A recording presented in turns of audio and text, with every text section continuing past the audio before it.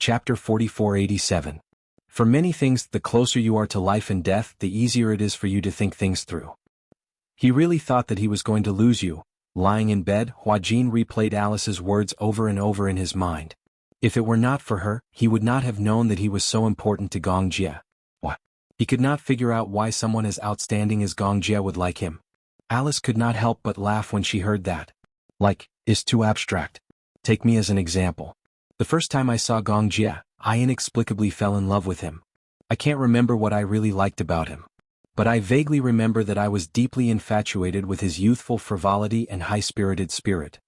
She liked him. Even if it was just a glance. She did not understand why she would become crazy once she fell in love with others, even though she was very rational when it came to love. When Gong Jie was infected with the amyla virus, I liked him. In order to save him, I did not hesitate to use myself as a test subject. I could not believe that there would be such a day where I would be so cruel to myself and use myself as a test subject. At that time, I actually did not have any expectations. I even thought that if the experiment failed, at least he would not be lonely with me by his side. But I never thought that because of my sacrifice, I would want him to repay me. If he liked me, so be it. Until I found out that the person he liked was you, I had no complaints. Alice laughed evilly as she said, at least I would feel better in my heart. Otherwise I would be very sad. In Alice's room, she took out many photos of Gong Jie when he was young. When she was helping Gong Jie to tidy up his room, she felt that the photos of Gong Jie when he was young were especially cute and interesting. Hence, she secretly hid the photos for herself. Usually she could not bear to take them out. She took out the photos and showed them to Huajin. In the photos, most of them were photos of Gong Jie when he was young. Alice sighed with emotion as she showed Huajin the signboard. Xiao Jie really likes you a lot. There was an unspeakable envy in her tone. I've never seen him smile at anyone like that. Huajin flipped through the photos one by one. In the photos, whether it was when he was young or after he grew up, Gong Jie always had a cold and unsmiling face when facing the camera. He seemed to really hate smiling. There was a picture of the Gong family in uniform. Everyone was wearing the uniform of the Gong family's private navy. Gong Jie was standing in the middle of the last row. His gaze was terrifyingly gloomy. It was hard to imagine that the young man in the picture was actually Gong Jie in his youth. Looks like the murderous aura is very strong. His murderous aura is indeed very strong. I've always thought that Gong Jie was a very heartless and cold-blooded person. I remember there's a saying that if a person's murderous aura is very strong, then his life would be very tough. Even the king of hell would not dare to take him. We all laughed that Xiao Jie would definitely live a long life, haha. Alice laughed and let out a long sigh of relief. However, Xiao Jie has really changed a lot now. Other than sure you've changed him a lot too. Huajin sighed. Meh. What have I done to deserve it? Chapter 4488. When he returned to his room, Huajin was still absent-minded. He lay on the bed and stared at the ceiling. His heart gradually calmed down.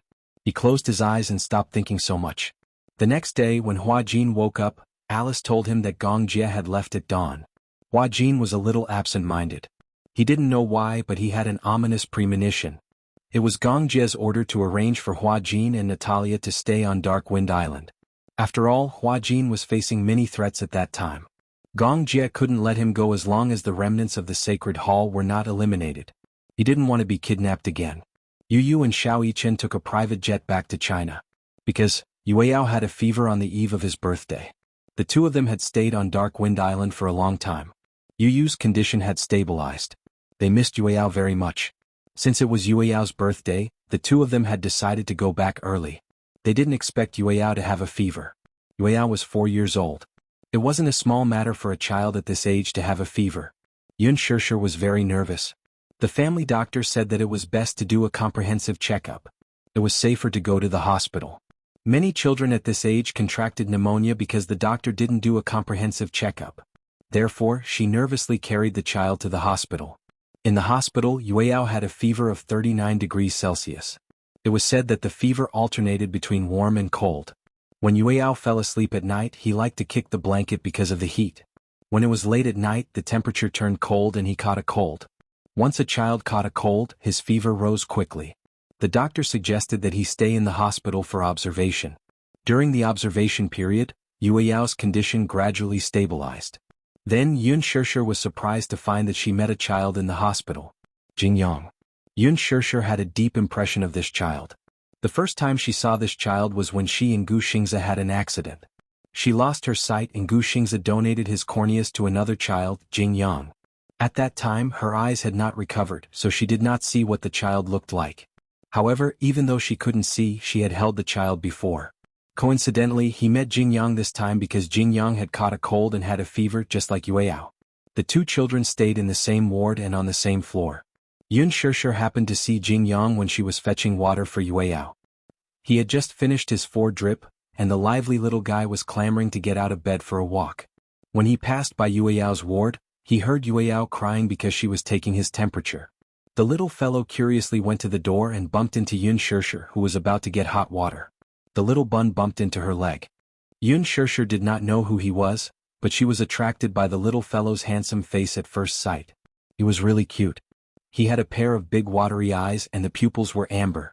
They were mesmerizing and his long eyelashes were thick and curly. He was very cute. His skin was fairer than the average girl's and his lips were pink. They were not too rosy but they were not too pale either. The shape of his lips was unusually good-looking, like jelly. Chapter 4489. When he saw Yun Shishir, the little guy took half a step back timidly. He was obviously a little shy and afraid. There was still a fever patch on his forehead. So it was also because of a fever? Yun Shishir squatted down and asked him his name. However, the little guy was very vigilant. He shook his head and intertwined his hands. Obviously he was unwilling to say and was very vigilant. Beside him, the little bun's mother rushed over. When she saw that her son had rushed to the door of someone else's ward, she quickly rushed over and bowed to Yun Shishir to apologize. However, when she recognized that it was Yun Shishir, her eyes widened in disbelief. "It's you?" Yun Shishir was a little surprised. "Me? Do you know me?"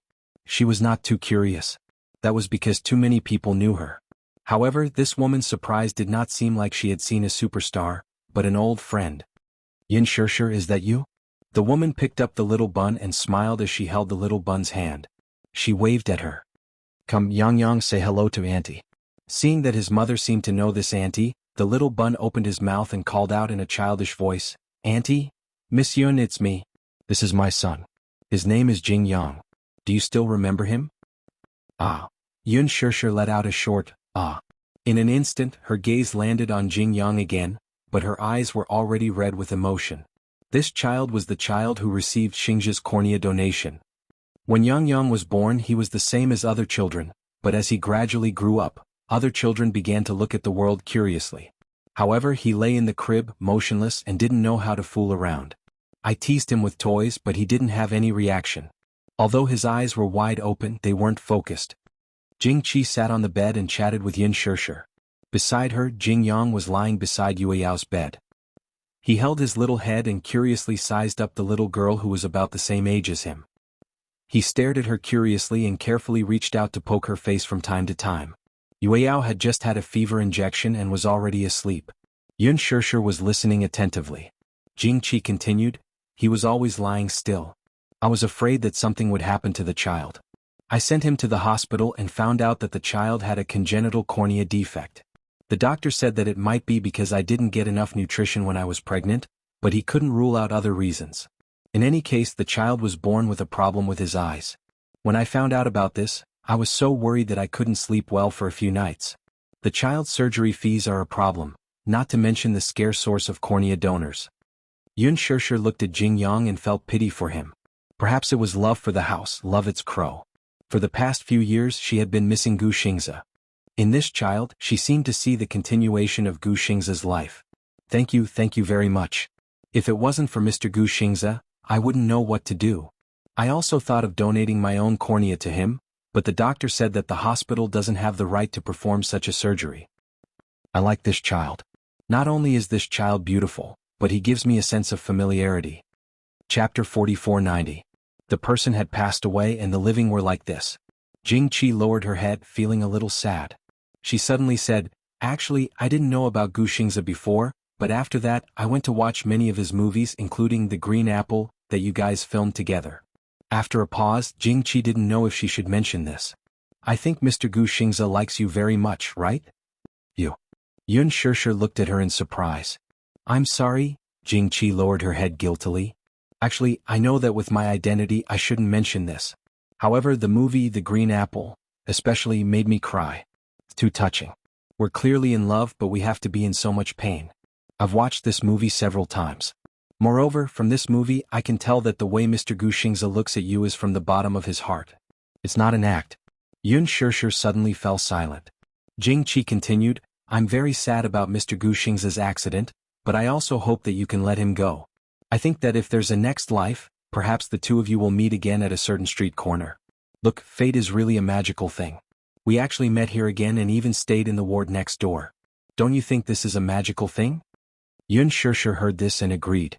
She suddenly asked curiously, I've never seen your husband. Where's Yang Yang's father? When Jing Qi heard this, she suddenly lowered her eyelashes sadly, her eyes filled with disappointment. His father? What's wrong? Yun Shishir saw her melancholic expression and became uneasy. Did something happen? Just tell me. If I can help you, I'll do my best. Thank you, Shishir.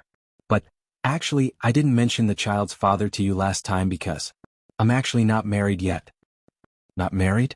Yun Shishir's heart skipped a beat. She inexplicably saw herself in this lonely and stubborn woman.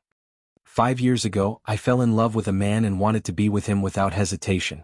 But now, it seems that I'm like a moth flying into a flame. Until the child was born, he had no intention of marrying me. Only then did I realize that the man I foolishly loved didn't love me. When father and mother found out that I had a child out of wedlock, they were furious and wanted me to sell the child. As Jing Qi spoke, her eyes were slightly moist. Speaking of which, I'm ashamed. Back then, I did have such an idea. Originally, when the child was born, I had the idea of marrying that man. However, when I realized that the man wouldn't marry me, the child was also diagnosed with a cornea defect. My mother convinced me that since that man didn't want me, it would be difficult for me to remarry with a child. You know, many men are very concerned about a woman's past. I thought that even if the child had the opportunity to undergo surgery, the medical fees were not something I could afford. I was thinking that I might as well entrust the child to a good family. Perhaps he might be able to live a happier life. Chapter 4491. You have to know that this child hasn't cried much since he was born. He cried so hard that even my mother was scared. I believed that this was a telepathic connection between him and me. When we reached the door of that family, I immediately regretted it. I knelt in front of my mother with the child in my arms and begged bitterly. My mother's heart softened, so she didn't take that wrong step. Yun Shishir asked worriedly, later, did your parents accept this child? Jing Qi sighed and shook her head. No, my father didn't accept it in the end.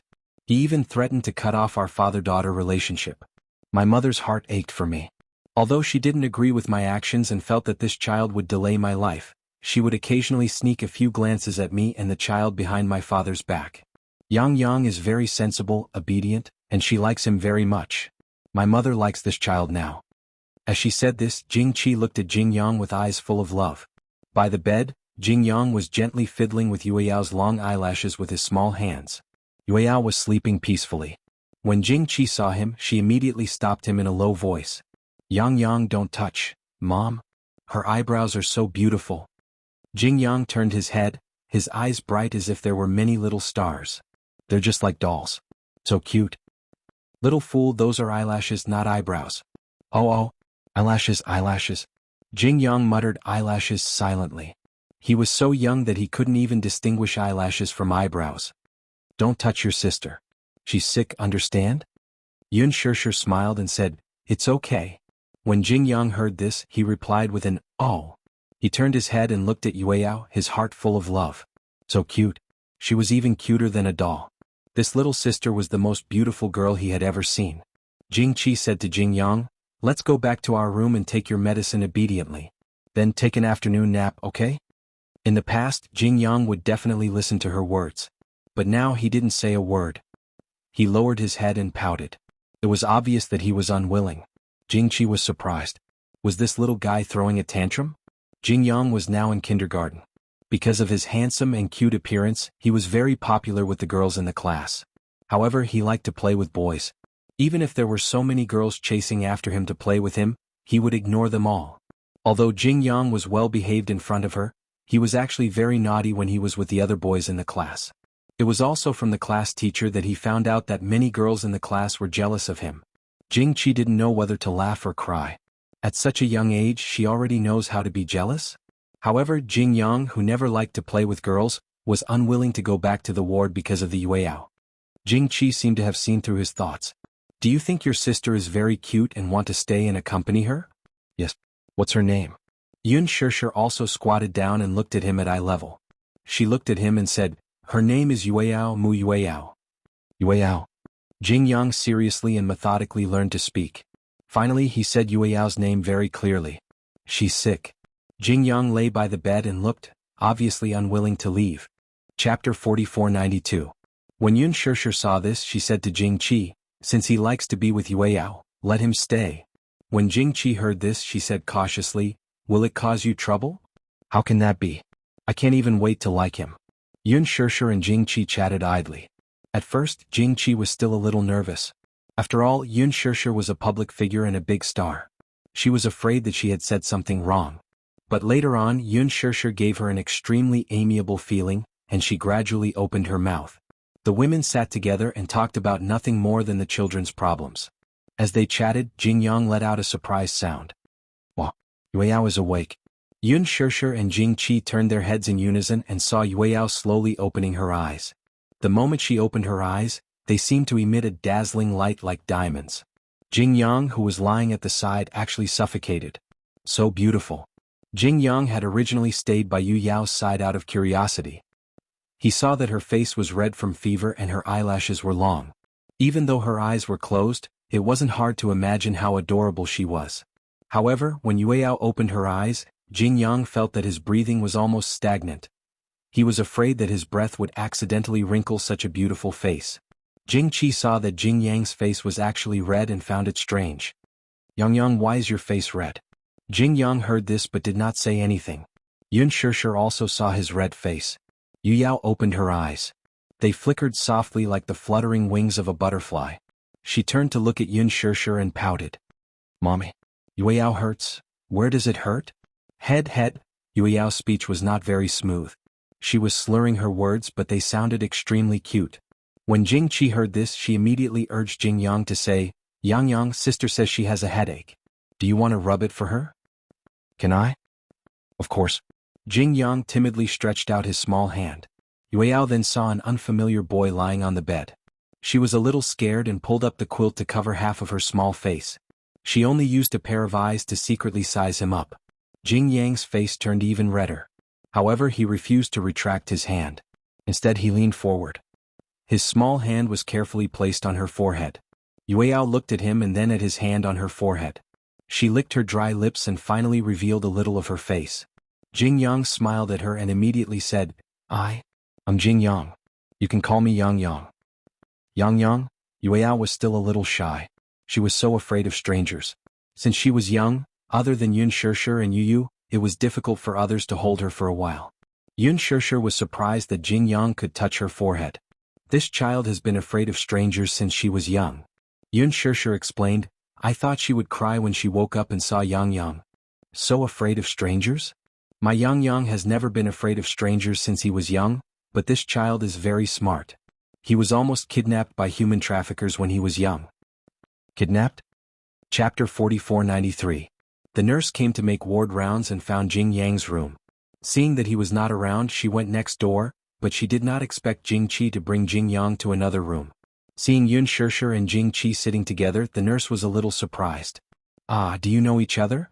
Yun Shishir and Jingqi nodded tacitly. Yes, we know each other. Yang, come over and take the temperature. Have you taken your medicine? As Jing Yang was beautiful and polite, all the nurses on the entire floor liked him. His little mouth was sweet and especially likable. Jingqi quickly stood up. Not yet. The nurse walked over and handed the sterilized thermometer to Jing Yang. Jing Yang obediently put it in his mouth and stared at the nurse with wide eyes. He asked incoherently, Have I recovered? The nurse tapped his head. You're almost recovered. Then, can I still stay here? His words undoubtedly amused the group of people. The nurse could not stop laughing. Yang, don't tell me you can't bear to part with us and refuse to leave. Jing Yang did not speak and only looked at the nurse eagerly. The nurse explained, when you recover you can be discharged. You can't stay here anymore. The beds here are all prepared for patients. When Jingqi heard this she looked at the nurse. Has his fever gone down? It's almost stable. As long as he doesn't catch a cold and try not to be exposed to the cold wind at night, it won't happen again. When Jingyang heard that he could not stay in the hospital after recovering, he could not help but feel extremely disappointed. The nurse also took Yueyao's temperature and gave him an injection to reduce his fever, but his temperature had decreased a lot. Yueyao's mother, why don't you take Yueyao for a walk downstairs? While the sun is good in the afternoon, he can sweat a little and recover faster. Okay. Jingqi suggested. I saw the nurse say that Yang is almost recovered. He can be discharged tomorrow. Why don't we go for a walk in the hospital's back garden? The hospital's back garden is specially manicured. When I took Yang down yesterday, the little guy couldn't walk when he saw the bubble machine. I didn't buy it yesterday and the little guy was angry with me. Today I can buy one to compensate him.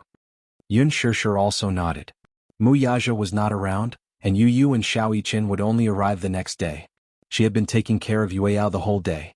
Yun Shishir carried Yueyao and Jingqi to the back garden. When Jingyang saw the back garden, he was very excited.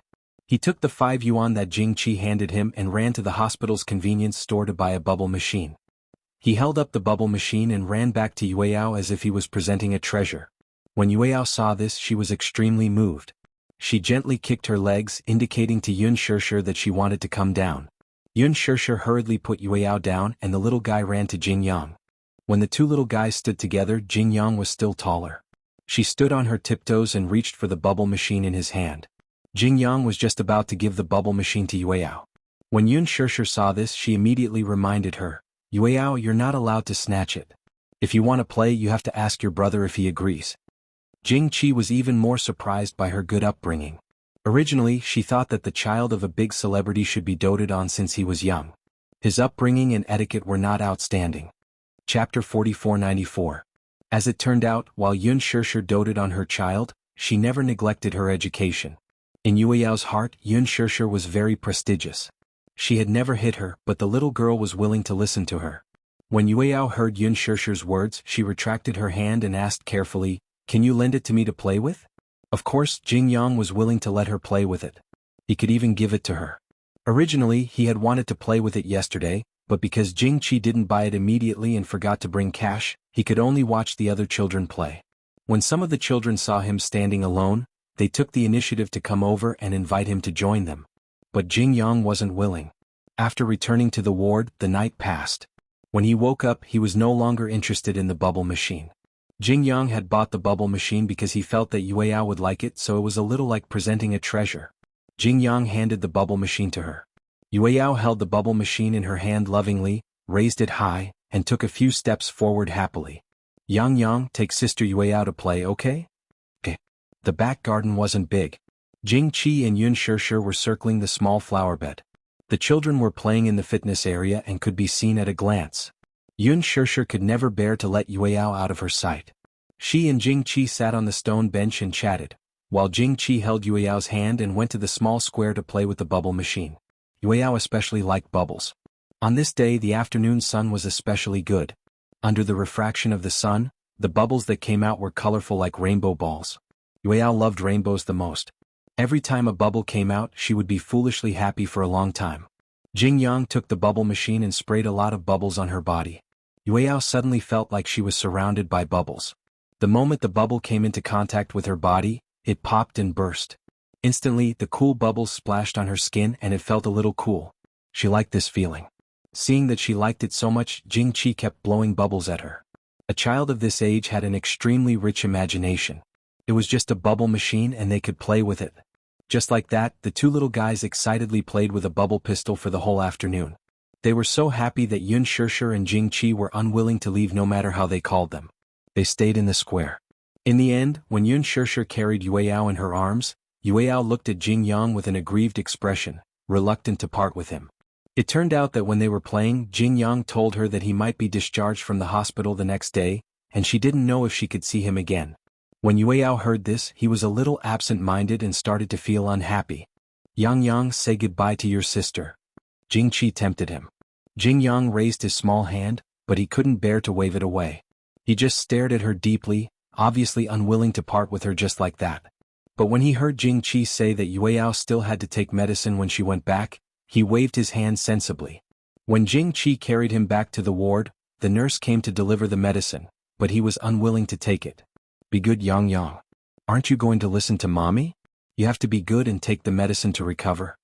However, he shook his head and refused to take it. Didn't the nurse say that I'm almost recovered? Then you have to eat today's portion. I don't want to eat. It's so bitter. Chapter 4495. Under Jing Qi's coercion, Jing Yang obediently swallowed the pill. However, when Jing Qi turned around, the little guy ran to the bathroom and spat out the pill hidden under his tongue. He didn't want to take the medicine. If he took the medicine, he would definitely recover very quickly. At that time, he would have no choice but to be discharged and wouldn't be able to see his little Yueyao. He still wanted to stay in the hospital and play with his little Yueyao. It didn't matter if he had a few more injections. At night, when the nurse came to check on him, she measured his temperature again. Aya Yang Yang Xiaobao's fever is almost gone.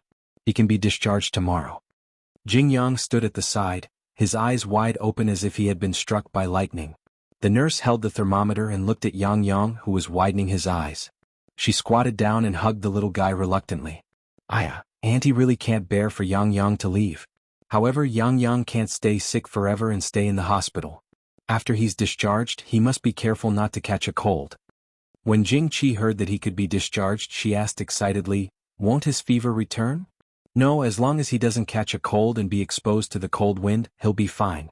Remember, you must use warm water when you bathe. Even if you're washing your face, you can't touch anything cold. When Jing Yang heard this, his heart skipped a beat. At night. The night gradually darkened. Jing Qi hugged him and lay on the bed, sleeping soundly. In the middle of the night, Jing Yang slowly opened his eyes and sensed that his mother, who was sleeping beside him, was already breathing deeply. He knew that she was sleeping soundly. Hence, he quietly sat up, got out of bed and carefully walked to the bathroom. Then he quickly took off his clothes, stood under the shower and turned on the cold water. Whoosh, the cold water poured down. Jing Yang hugged his arms and shivered from the cold water. There were only a few words from the nurse in his mind. Don't catch a cold. Don't be exposed to the cold wind. Even if you're washing your face, you can't touch anything cold. Then what the nurse meant was that as long as he caught a cold, he could fall sick again. Thinking of this, even though the water was cold, he still gritted his teeth and endured it until his whole body was shaking. Only then did he walk out of the shower room and dry himself with a towel. Then, with wet hair, he walked to the small garden behind the inpatient building and jogged in the cold wind. After running, he was covered in sweat.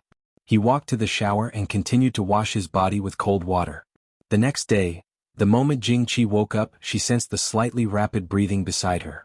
She raised her head and saw Jing Yang nestled in her arms with a red face. Even the breath he exhaled at this moment was boiling hot. She was scared out of her wits and quickly touched his face. It was so hot that she jumped in fright. Why was it so hot? Didn't the nurse say that the fever was almost gone? Why did the fever return? At this age, it was easy for a fever to recur. However, after getting an injection to reduce the fever in the hospital, the nurse and the doctor said that it would not recur again. This sudden relapse made Jing Qi not mentally prepared at all. She had thought that she would recover soon. Chapter 4496. In his groggy consciousness, he could not wait to see if his efforts last night had succeeded. The nurse did not know what his intentions were, so she pressed down on his little hand and carefully stuffed the thermometer into his mouth. What's going on? The nurse looked at Jing Yang worriedly, her heart aching. It looks like his fever is very bad. That's impossible. Didn't his fever go down yesterday? Didn't he cover himself with the blanket last night? That's impossible, Jing Qi said. I only dared to sleep when I saw him fall asleep. Moreover, our Yang Yang doesn't have the habit of kicking the blanket. Then why did his fever relapse? The nurse felt extremely worried. Jing Yang's head was about to split open. Last night he seemed to have been drenched too much, so much so that he felt as if he was being burned. Even his lips seemed to be scalded by the air that he kept exhaling from his nose. However, even with that being the case, he still felt his body shivering non-stop. Jing Yang was looking forward to it. If he had a fever again, then he would be able to accompany his little Yueyao in the hospital. At the thought of being able to play with his little Yueyao, the pain he suffered was nothing. If Jing Qi and the nurse knew that the little guy they were taking care of was asking for this pain, they would definitely be so angry that they did not know whether to laugh or cry. The nurse pulled out the thermometer and looked at the red line. She gasped in shock. Oh my God, 39. 8 degrees?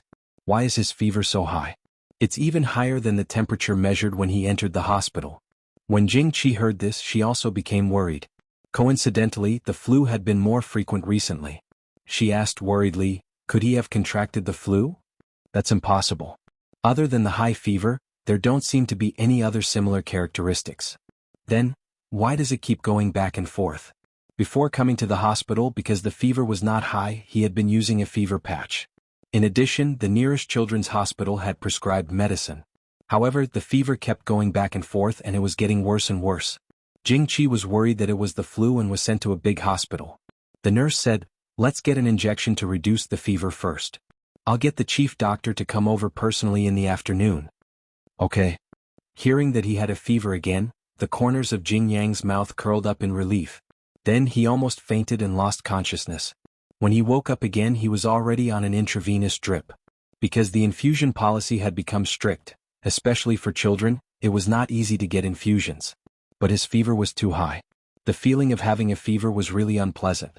This time it was worse than any fever in the past. But he didn't regret it. His only regret was that he had imagined that he would still be able to walk around freely after his fever. He had even gone to the little Yueyao's room to play with the little Yueyao. However, he did not even have the strength to get out of bed. He had obviously miscalculated. He thought that he had deliberately showered in cold water and was only suffering from a fever and a headache. He didn't expect that he would be so weak now. Yueyao, on the other hand, sweated a lot after taking a walk in the back garden yesterday. His temperature had dropped a little, but he still coughed a little. Yun Shishir originally thought that Jing Yang would be discharged today, but she heard that the little guy had a fever again, so she carried the little Yueyao over to have a look. Chapter 4497. Yun Shishir was also shocked by Jing Yang's flushed face. What happened? She walked over worriedly with Yueyao in her arms. Her heart ached as she looked at Jing Yang. Why is he burning up again? I don't know. When I woke up, his fever flared up again. His whole body is burning up and he's in a daze from the fever. He can't even speak coherently. Their conversation alarmed Jing Yang. He opened his eyes and saw Yueyao. He immediately reached out to grab her. Little Yueyao looked at him and then at Yun Shishir. She seemed to be using her gaze to ask what was going on. Yun Shishir patted her head and said, little brother is sick. He wants you to keep him company. Yueyao nodded and walked to the bedside. She pushed a stool clumsily to Jing Yang's side and then climbed onto the stool and sat down. Jing Yang was in a daze. He raised his little hand and saw Yueyao's afterimages. His fever was so high that he was seeing things and people like a spy. Yueyao also stretched out her hand and gently clasped his. She immediately felt his small, scalding hand. So hot. Yueyao's voice was crisp and childish. His hand feels like a hot water bottle. Little brother is sick. He has a fever just like Yueyao. But Yueyao's hand isn't this hot, Yueyao said. Yueyao was a little disappointed when she heard that Jing Yang was sick. She was bored in the hospital. She missed her daddy. Mu Yaja came once at night. But when he came, Yueyao had already taken her medicine and gone to bed early. He stayed at the hospital for a night and then went to work at dawn. At that time Yueyao was still asleep. Hence, Yueyao missed Mu Yaja and wanted to go home as soon as she recovered. But she thought that she could play with Jing Yang while she was sick in the hospital. She liked to play with Jing Yang, because she felt that Jing Yang was very interesting. However, now that Jing Yang had fallen ill, she was left all alone again. Yueyao's face was full of disappointment. Jing Yang opened his eyes, then closed them weakly. He struggled to sit up, but after a few attempts, it was to no avail. He didn't even have the strength to sit up, much less play in the garden with Yueyao. How disappointing. Alright, let's not disturb little brother. Let's just keep him company quietly, okay? Yueyao raised her head and suddenly thought of something. Yueyao wants to tell little brother a story. Okay. Yueyao ran back to the room with a 3D fairy tale book. 3D fairy tales. As this fairy tales ends. It was a series of fairy tale storybooks developed by Leji Holdings. Li Hanlin gave Yun Shishir a set. Usually, a fairy tale would be divided into 3 volumes. Each volume was extremely heavy. Yueyao had a hard time carrying one. The book she carried over was Sleeping Beauty. Yueyao liked it very much. Almost every time before going to bed, she would let Yun Shishir read this book. She never got tired of it.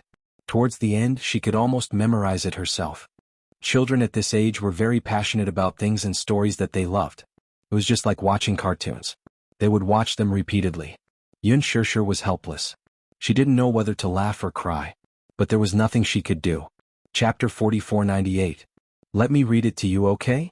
Jing Yang nodded gently. He was already very happy to have her by his side. Yueyao climbed onto the bed and leaned closer to him.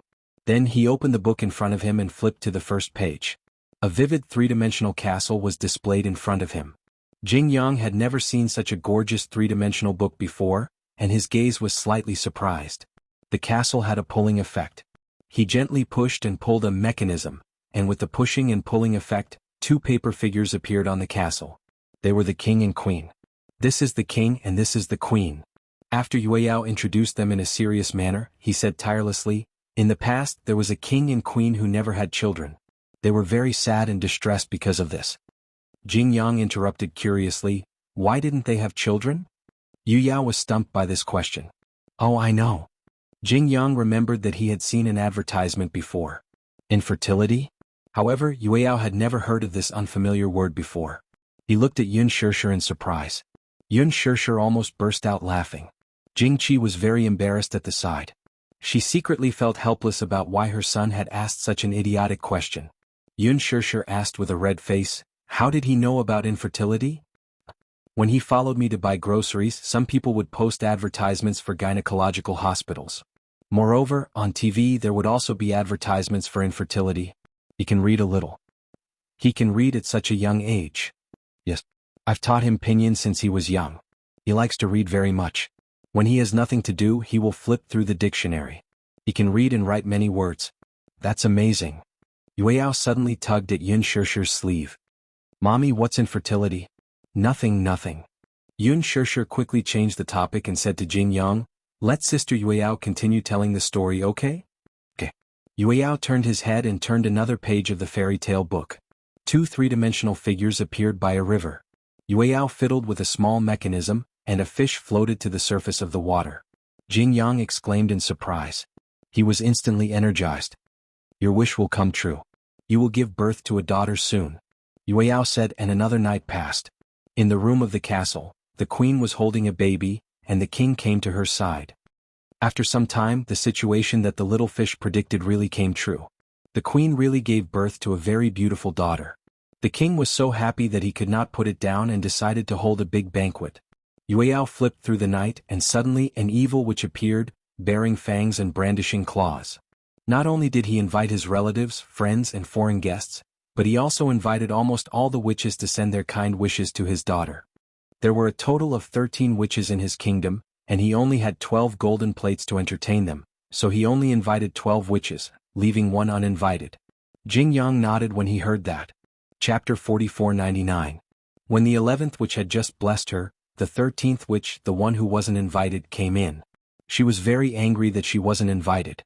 She wanted to take revenge by offering her vicious spells. So when she came in, she shouted, "The king's daughter will be hurt by a spindle at the age of 15 and finally die." Jing was dumbfounded when he heard that.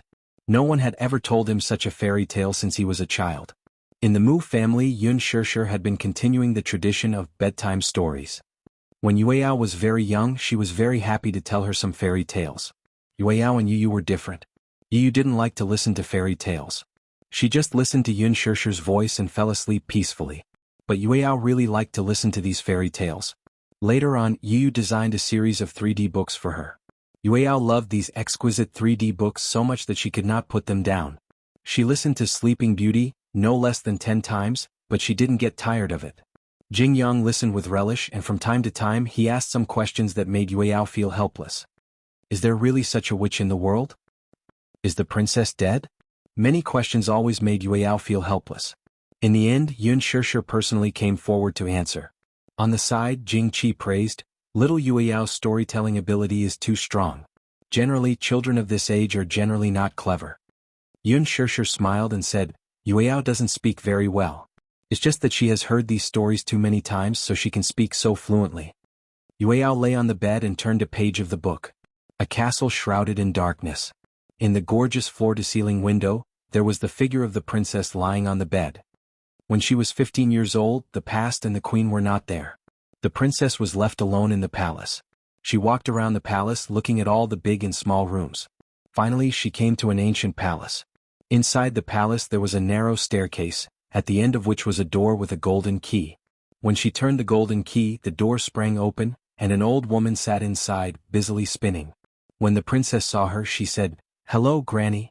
"Spinning," replied the old woman, nodding her head. "What are you doing?" "Spinning," replied the old woman, nodding her head. "This little thing is really interesting when it spins." Then the princess stepped forward and tried to pick up the spindle, but as soon as she touched it, she immediately fell to the ground and lost consciousness. The old spell really came true. Is the princess unconscious? Not only the princess but all the people in the castle, including the horses and dogs, the tall people on the roof, the flies on the walls, and the rats in the holes, all fell asleep. The past and the queen have returned. Didn't a kind witch say that this dangerous spell would indeed come true, but the princess would be able to avert the danger? She won't die, she'll just fall asleep, and she'll sleep for 100 years. That's right. The entire castle is surrounded by hedges. Many princes came to explore, but they were all blocked by the hedges. Yueyao saw that Jingyang was engrossed in listening and felt smug. Chapter 4500. Yun Shishir and Jing Qi watched the two little guys quietly. Yueyao was talking enthusiastically, and Jingyang was also fascinated. For a while he didn't feel sleepy. After telling the story, Jingyang had already closed his eyes in a daze. After hearing that the princess was finally woken up by the prince's kiss, he also fell asleep peacefully. "It's just a fairy tale," Jing Qi lowered her voice and said, "Look, children are so easily satisfied. Even if it's a perfect ending in a fairy tale, he can sleep peacefully. The world of children is innocent and simple. They're easy to satisfy." As Yun Shishir spoke, she picked up Yueyao and said to her, "It's time for you to take a nap." "Okay." Yueyao rubbed her eyes. It was obvious that she was sleepy. She yawned loudly and let Yun Shishir carry her to sleep. In the afternoon, Yu Yu and Xiao Yichen finally rushed over. When they found out that Yueyao was sick, they rushed back without stopping for a moment. When they found out that Yueyao's fever was gradually subsiding, Yu Yu and Xiao Yichen breathed a sigh of relief. The two of them guarded Yueyao on both sides. Looking at Yueyao's peaceful sleeping face, Yu Yu felt especially sorry for her. "I feel that sister's face doesn't seem so rosy anymore. She has been injected with fever reducers for 2 days in a row. She has suffered a lot. Wouldn't it be too boring for Yueyao to stay in the hospital alone?" Yu Yu said dejectedly, "I should have rushed back earlier, but I thought that as long as I came back before Yueyao's birthday, it would be fine. I didn't expect Yueyao to suddenly fall sick. The temperature difference during the change of seasons is huge and she has the habit of kicking the quilt." Yun Shishir paused for a moment before continuing, "However, Yueyao has been fine these few days in the hospital. She's not bored. There's a little brother around her age who's playing with her." "Little brother?" When Yu Yu and Xiao Yichen heard this, they immediately became alert. Where did this little brother come from? Yun Shishir was stunned. Can't be. These two fellows, were they even jealous of this kind of thing? That kid is just next door. Whoosh! Yu Yu and Xiao Yichen disappeared into the next room at lightning speed. The door to the room was ajar. Jing Qi went to prepare the medicine. Yu Yu and Xiao Yichen gently pushed the door open and saw a child with delicate features lying quietly on the bed with an 4 drip. His fever was too serious and some of his tonsils were inflamed. He had to be put on a drip to reduce the inflammation. In order to find out who was trying to kidnap his sister, Yu slipped into the ward and saw a familiar name on the pathology report on the table. Jingyang. It's him? Yu walked to the side of the bed and took a look. No wonder he felt that this child was very familiar, as if he had seen him somewhere before. Ah, it's him? Yu suddenly remembered. Xiao Yichen asked curiously, "You know him?" "Yes."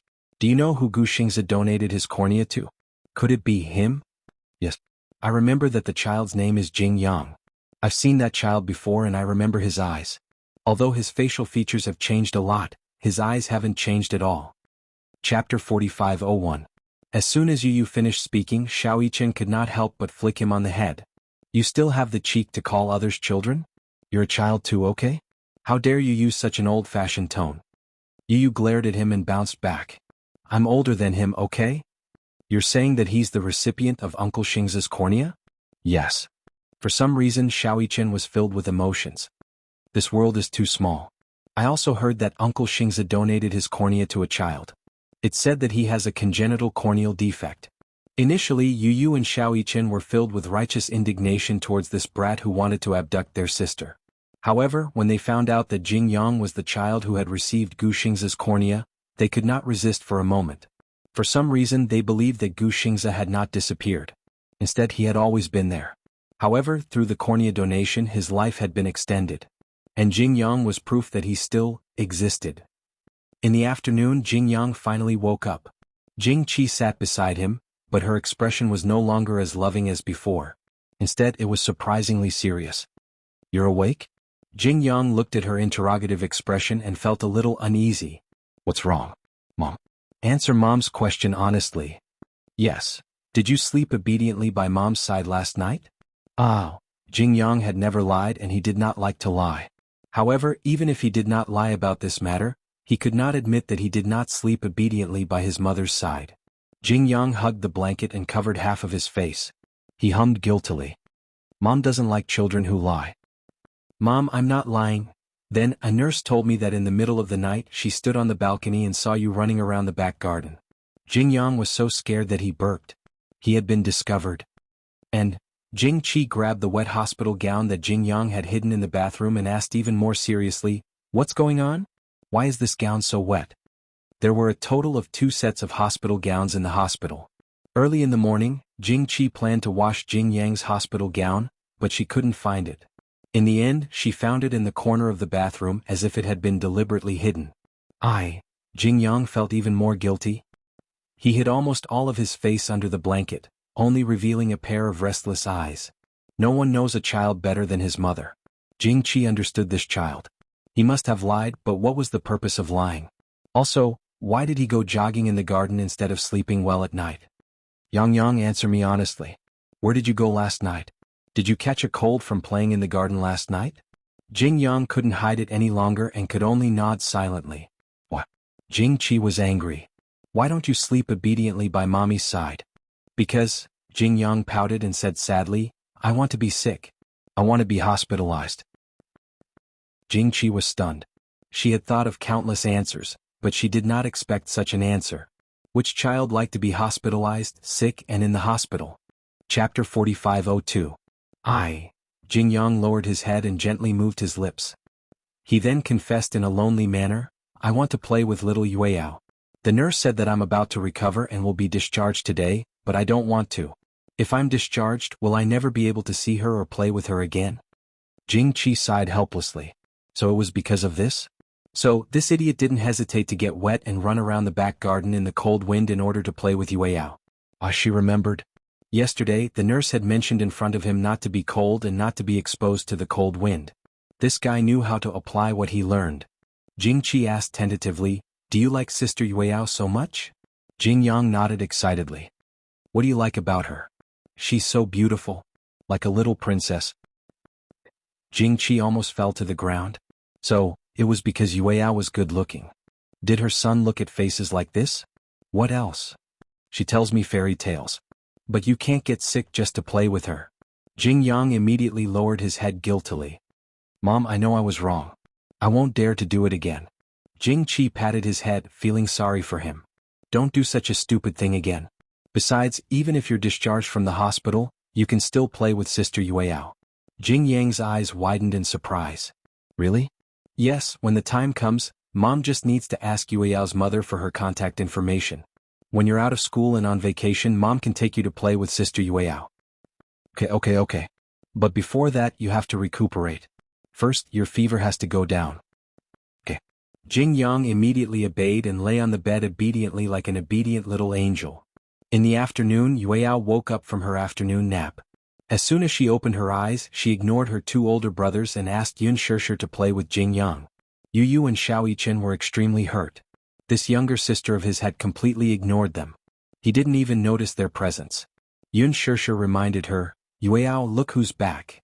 It was only then that Yueyao noticed Yu and Xiao Yichen, who looked extremely disappointed. He was a little surprised. "You guys are back.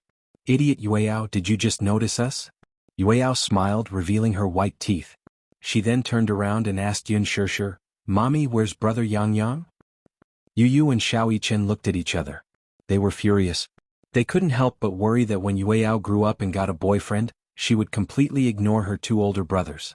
Xiao Yichen said, "Yueyao, can't you play with your older brother?" "Older brother isn't fun." Xiao Yichen was indignant. "Which part of him isn't fun?" Yueyao pouted and didn't know what to say for a moment. Yun Shishir looked at the 2 little lads who were jealous of Jingyang. For a moment she didn't know whether to laugh or cry. Yu Yu stretched out his arms and wanted to hug Yueyao. Yueyao, let's play together, okay? Raise me high. No. Yueyao shook her head. I want to play with brother Jingyang. Yu Yu smiled awkwardly and secretly blacklisted Jingyang.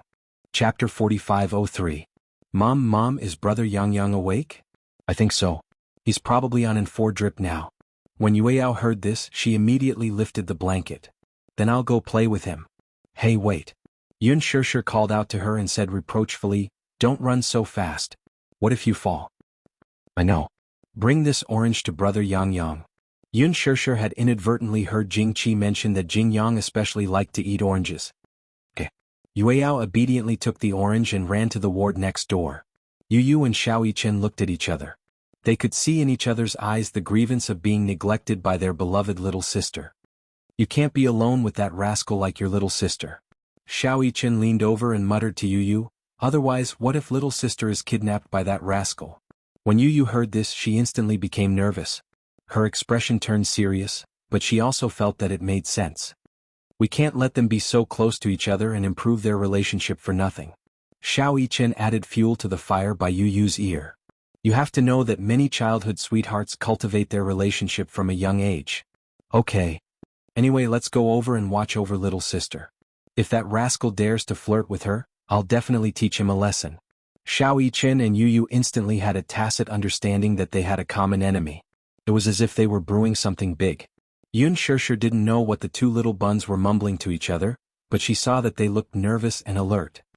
You. Before Yun Shirshir could finish asking, Yu Yu and Xiao Yichen walked to the ward next door. Yun Shirshir was speechless. Why did these two rascals look like they were going to catch adultery?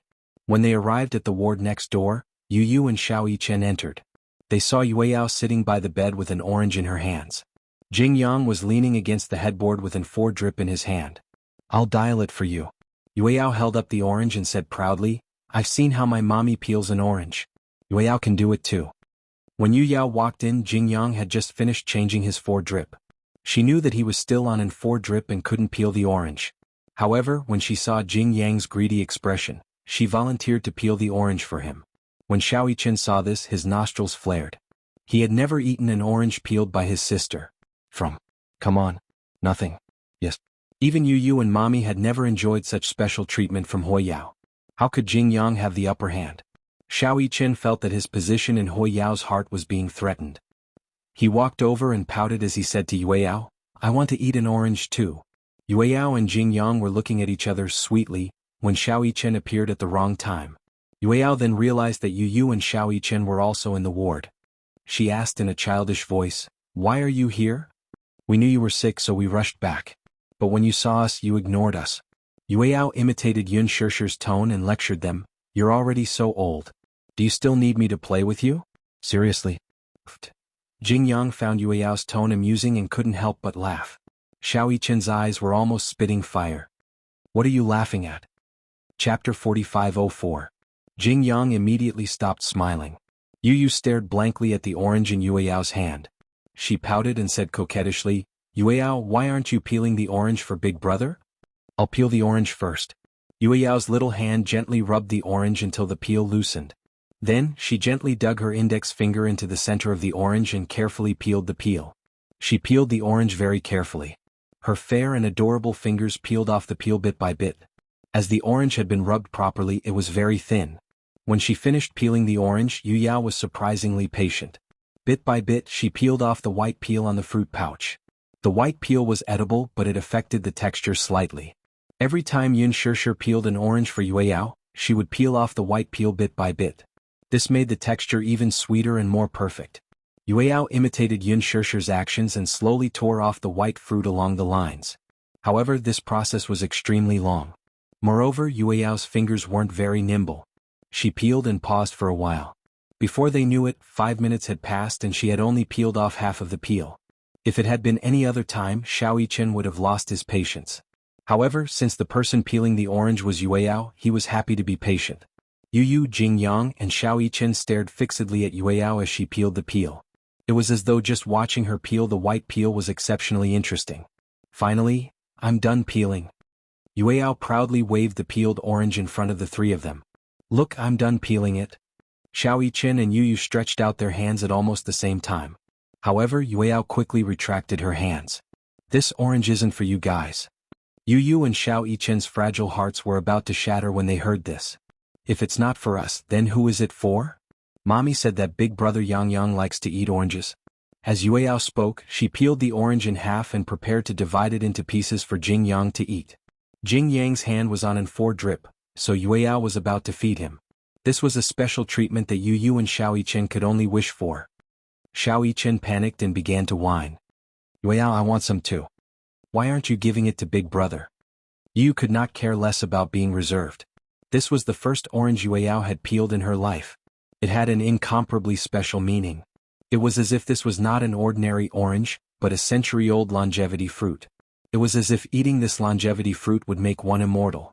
However, Yueyao couldn't bear to give it to them. Instead, she passed the fruit to Jing Yang. However, Jing Yang didn't dare to reach out to take it. This was because Yu Yu and Xiao Yichen, the two siscons, were staring at him covetously. It was as if the two of them would pounce on him if he reached out to take it. Jing Yang swallowed awkwardly and said quietly, "Why don't we have a competition? Whoever wins gets to eat the orange peeled by Yueyao. What do you think?" Xiao Yichen immediately perked up when she heard that Jing Yang wanted to play a game with them. "Tell me what game?" "I don't want to play if it's too easy." Jing Yang said, "How about playing 1/2? When Yu Yu heard this, she didn't think much of it. "Tisk, childish." Chapter 45:05. Are you scared? You don't dare to compete with me? Jing Yang said proudly, "I'm very good at playing wooden dummies." "Are you trying to provoke me?" Yu Yu raised her eyebrows. "I won't fall for it. If you don't accept the challenge, then you're giving up." Jing Yang pretended to take the tangerine. "Then this tangerine is mine." "Wait." Xiao Yichen was anxious.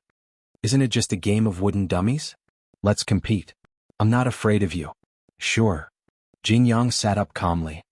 "Come on, who wants to compete with me first?" "Me." Xiao Yichen's desire to win was aroused. He sat down on the bed. 3-3-4-4. We're both wooden dummies.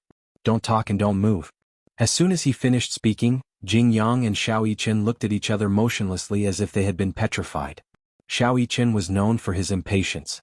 Although he was able to keep his composure at first, after a minute, his eyes suddenly became very sore and he only dared to blink gently. Yu Yu's mouth twitched when she saw the two of them looking at such a boring game so seriously. They were playing so seriously. Moreover, when they said they couldn't move, they really couldn't move at all. This game was very simple in the beginning. As long as they didn't move, there would be no problem. However, once they sat for a long time, their necks would become sore, their shoulders would swell, and their bodies would itch terribly. Especially when the wind blew in through the window, it didn't feel very cold through the thin layer of clothes. However, Xiao Yichen could clearly feel the wind blowing into his eyes. It was itchy, dry, and teary. He wanted to rub his eyes, but if he did, it would be obvious that he was the one who moved first. He would lose. Hence, he deliberately widened his eyes until they turned red. He gritted his teeth and persisted until he was unwilling to give up. On the other hand, this game of wooden dummies was very easy for Jing Yang. It was his best game. He had been born with a cornea defect since he was a child. This meant that he had been immersed in darkness for a long time as a baby. Babies also had curiosity. Being trapped in the darkness for a long time, they would also be curious about the outside world. However, due to the prolonged darkness, he had to keep his eyes open for a long time. Even if he didn't blink, he wouldn't feel any discomfort. Jing Yang had never lost to anyone in this game of wooden dummies. Xiao Yichen was no exception. 10 minutes later, Xiao Yichen finally couldn't hold it in any longer. He blinked his eyes. Initially, he wanted to pretend that he didn't blink, but Jing Yang found out. "I saw it. You blinked." Xiao Yichen rubbed his eyes awkwardly. This guy's eyes were really sharp. He had blinked so quickly, but he had been discovered. So boring. Even though Xiao Yichen was unwilling to admit defeat, he had no choice but to admit defeat. He and Jing Yang had been glaring at each other for a long time. Their eyes were bloodshot, so much so that they looked extremely red. "Yu Yu, compare yourself to him." Xiao Yichen was still annoyed. "If I had persisted just now, I wouldn't have lost. I can't let him get away with this." When Yu Yu heard this, he sat on the bed in disdain and faced Jing Yang. "I'll compete with you." Jing Yang smiled. It didn't matter who competed with him. Chapter 45:06. Initially, he had thought that this game was extremely boring. However, for the sake of the orange peeled by Yueyao, Jingyang was willing to do anything. 33444 were all blockheads. Don't talk and don't move. Yu and Jingyang did not move an inch after that. Xiao Yichen considerately closed the window. If the window had not been open, he would not have lost so badly. At that time he wanted to remind Yu to close the window. However, he could not move his mouth or speak. He hinted many times, but Yu did not even notice him. Hence he gave up. However, since Yu was going to compete with Jingyang, he had to close the window to prevent the same thing from happening. After the window was closed, the ward suddenly became quiet and there was no more wind. Jingyang calmly opened his eyes and stared at Yu without moving. Xiao Yichen suddenly thought of playing tricks. He sneaked behind Yu and rubbed his nose. He made funny faces and racked his brains to make Jingyang laugh. However, Jingyang did not even look at him. Did he have no presence at all? Xiao Yichen stuck out his tongue. However, no matter how he tried to provoke him or make him laugh, Jingyang did not react. He only stared at Yu silently. The two of them stared at each other for more than 10 minutes. Oh God! For more than 10 minutes he did not move at all. Xiao Yichen thought that it would be over in 3 minutes at most. He was such a restless person. Making him sit in the same place without moving was undoubtedly a torturous torture. However, it was not a problem for Jingyang at all. It seemed that he had underestimated this kid called Jingyang. He stared at Yu without moving an inch. Just like that, another half an hour passed. Xiao Yichen did not know how many times he had yawned. Yueyao looked at Jingyang and then at Yu. He also felt bored. Don't compete anymore. Jingyang and Yu did not reply. They were still holding their breaths. Jingqi came back with hot water and saw the two children sitting face to face, motionless like statues. She felt strange. When she saw that Jing Yang's infusion bottle had been hung up, she rushed over and rang the bell. The nurse rushed over. As soon as the nurse entered the room, she was also confused by this scene. What's wrong with the two children? Jingqi was also stunned. I don't know what happened either. When I came back with hot water, I saw the two of them sitting facing each other without saying anything. Shoo. Xiao Yichen reminded Jingqi not to speak. They're playing games. What game? 123 blockhead, whoever moves or speaks will lose. Wooden man? Jingqi didn't know whether to laugh or cry. Why are these two kids playing such a boring game? Xiao Yichen explained, whoever wins will be able to eat Yueyao peeled oranges and enjoy the treatment of a national guest. This was not an exaggeration at all. Whether it was Xiao Yichen or Yueyao's first personally peeled oranges in his life was simply a luxurious national guest treatment. Otherwise, Yu, who had always been mature and steady, would not be willing to play this game with Jingyang. He was very serious. This game was too childish for him. However, for the sake of Yueyao's oranges, he did not care about his reputation. Another 10 minutes passed. Chapter 4507. Another 10 minutes passed. Yu's eyes were visibly redder and he didn't dare to blink. Jingyang wasn't any better. He stared and somehow became cross-eyed. Jingyang didn't notice it, but Xiao Yichen wanted to laugh when he saw it. However, he was afraid that his laughter would affect Yu's performance. After all, laughter was contagious. Hence, Xiao Yichen tried his best not to laugh. However, even though he could control himself, Yu might not be able to do the same. He and Jingyang were sitting opposite each other. Hence, he could see Jingyang's adorable cross-eyed expression. The corners of his mouth twitched slightly. He really wanted to laugh. However, he couldn't control himself anymore. Yu tried his best to control himself. Yun Shishir rushed over. When she saw this scene, she couldn't help but walk over and scratch the soles of their feet. Wahahaha. Ah. The two little guys couldn't control themselves and were already on the verge of breaking down. Now that Yun Shishir had scratched the soles of their feet, they couldn't control themselves anymore. Mommy. Yu regained his serious expression and turned to look at her angrily. Why are you scratching the soles of my feet? Stupid teammate. When did I become your teammate?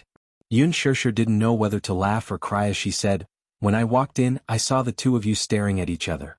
Jingyang's eyes were almost cross-eyed. Jingyang and Yu asked in unison, who's the big-eyed one and who's the small-eyed one? At this moment, the two of them seemed to have a tacit understanding. Yu said in disdain, of course I'm the big-eyed one. Your eyes aren't as big as mine. But my eyes are definitely not small either. Anyway, my mommy said that I'm the big-eyed one and you're the small-eyed one. Yu, who had always been cold and aloof, was angered by Jingyang and argued with him like a childish child. At the side, Yun Shishir suddenly felt a sense of helplessness. They could even argue over such a childish question as who was the bigger eye and who was the smaller eye. Wasn't this a little too exaggerated? Yue Yao held the peeled orange and was dumbfounded. When Yu Yu saw this, he immediately walked over. His arrogant attitude towards Jingyang was gone. Instead, he gently squeezed her little paws. Yue Yao, can you give the orange in your hand to Big Brother to eat? Yue Yao recovered and looked at Yu Yu before looking at Jingyang. Then she said softly, no. Not good. Not good. Not good. Yu Yu's handsome face twisted. It was as if he had been frozen. Yue Yao carried the orange and walked to Jingyang's side. She smiled at Jingyang and said, this orange was originally for Big Brother Jingyang. This orange was originally for Big Brother Jingyang. This orange was originally for Big Brother Jingyang. This sentence kept echoing in Yu Yu's ears. Jingyang took the orange in a daze. He broke it in half and gave one half to Yue Yao. The two of them looked at each other and smiled warmly. Yu Yu half knelt on the ground as if he had been struck by lightning. He supported himself with both hands as if he had suffered a great blow. Xiao Yichen didn't know why, but when he saw Yu Yu breaking down, he wanted to laugh. Chapter 45:08. He walked over, knelt on one knee, and patted his shoulder gently. It's just a tangerine. Do you have to be so dramatic? A tangerine? Yu Yu suddenly clenched his fists and stood up. He said angrily, is this just a tangerine's problem? Xiao Yichen was speechless. What other problems could there be? This is a matter of status, dumbass. Yu Yu turned his head and looked at the two people who were having a good time. Jingyang and Yue Yao were eating tangerines, laughing as they fed each other. That scene stung a certain someone's eyes. I'm going crazy. At night, Mu Yaja arrived at the ward. The first thing he saw was not Yue Yao, who was sitting on the bed reading a comic book. Instead, he saw Yu Yu sitting on the sofa in the corner. The reason why he noticed him at first glance was because he could feel the endless resentment coming from him the moment he entered the room. Yu Yu crossed his arms and leaned against the sofa. He looked out of the window as though he had been petrified. Who was the one who was sick? Mu Yaja pointed at Yu Yu and looked at Yin Shirshir. He asked in surprise, what's wrong with him? Is he sick? He seems fine. Yin Shirshir said helplessly, your son is fine. He's not sick. Then why does he look so gloomy? This? Yin Shirshir touched her nose and waved at him as though she wanted to whisper something to him. Mu Yaja leaned over curiously. He's obviously jealous. Jealous? Mu Yaja was confused. Who is he jealous of? Yue Yao. Yin Shirshir told him everything that happened in the afternoon. Mu Yaja's lips twitched when he heard this. It's just a tangerine. Why is this guy so useless? But the first time Yue Yao peeled an orange, he personally asked her for one. In the end, Yue Yao didn't give it to him and gave it to Jingyang. Yi was obviously jealous. Mu Yaja looked at his son with disdain. That's his sister, not his wife. Sister complex, Yin Shirshir said calmly. As a father, how could he not know that his son is a sister complex? You know that Yu Yu loves Yue Yao the most, and Yue Yao has always had a special place in Yu Yu's heart. Yue Yao also loves Yu Yu the most. But, ever since Jingyang appeared, it seems like Yu Yu's position in Yue Yao's heart has changed. How is this possible? Mu Yaja didn't think much of it. He's thinking too much. That's what I told him, but he refused to listen. Since this afternoon he has been curled up in a corner. He's been in a bad mood. What about Yue Yao? Yue Yao said that she wants to read more fairy tales. Then she'll tell Jingyang stories. Mu Yaja's lips twitched again. No wonder Yu Yu was in such a bad mood. Yue Yao was really good to Jingyang. Even he found it a little strange. Oh yes, be careful. Try not to let Yu Yu and Xiao Yichen catch a cold. Yin Shirshir regained her composure. What's wrong? Chapter 45:09. Quarantine? Yin Shirshir suddenly became nervous. Is it that serious? Then what about Yue Yao? Will Yue Yao catch the flu? It is said that there are a few suspected cases in this hospital. Of course, this is internal news. The Ministry of Health does not dare to make a big deal out of it. They are still analyzing the degree of contagion for fear of causing panic among the public. Of course, regardless of whether it is true or not, don't go anywhere other than the ward. Oh, I understand. Yin Shirshir nodded. For the past 2 days, Yue Yao had been very obedient. Initially, she wanted to go to the back garden with Jingyang to play. However, because she was worried about the flu, she asked Yue Yao and Jingyang not to go anywhere outside the ward. Yue Yao read a lot of fairy tales at night. Although she was still young, she had already started to learn how to read. Moreover, the comic books had pinyin, so she learned a lot of new stories and told them to Jingyang. Yu Yu became even more depressed these days and fell ill. It was not because she was too sad that she fell ill, but because she caught a cold. Yun Shirshir became alert and asked the doctor about the cause. Because it was sudden, the doctor was not sure. Hence, he took a blood sample and said that the results would only be out in 2 or 3 days. In these 2 or 3 days, Xiao Yichen also fell ill. In addition, another child that Yun Shirshir did not expect was also sent to the hospital. "It's you?"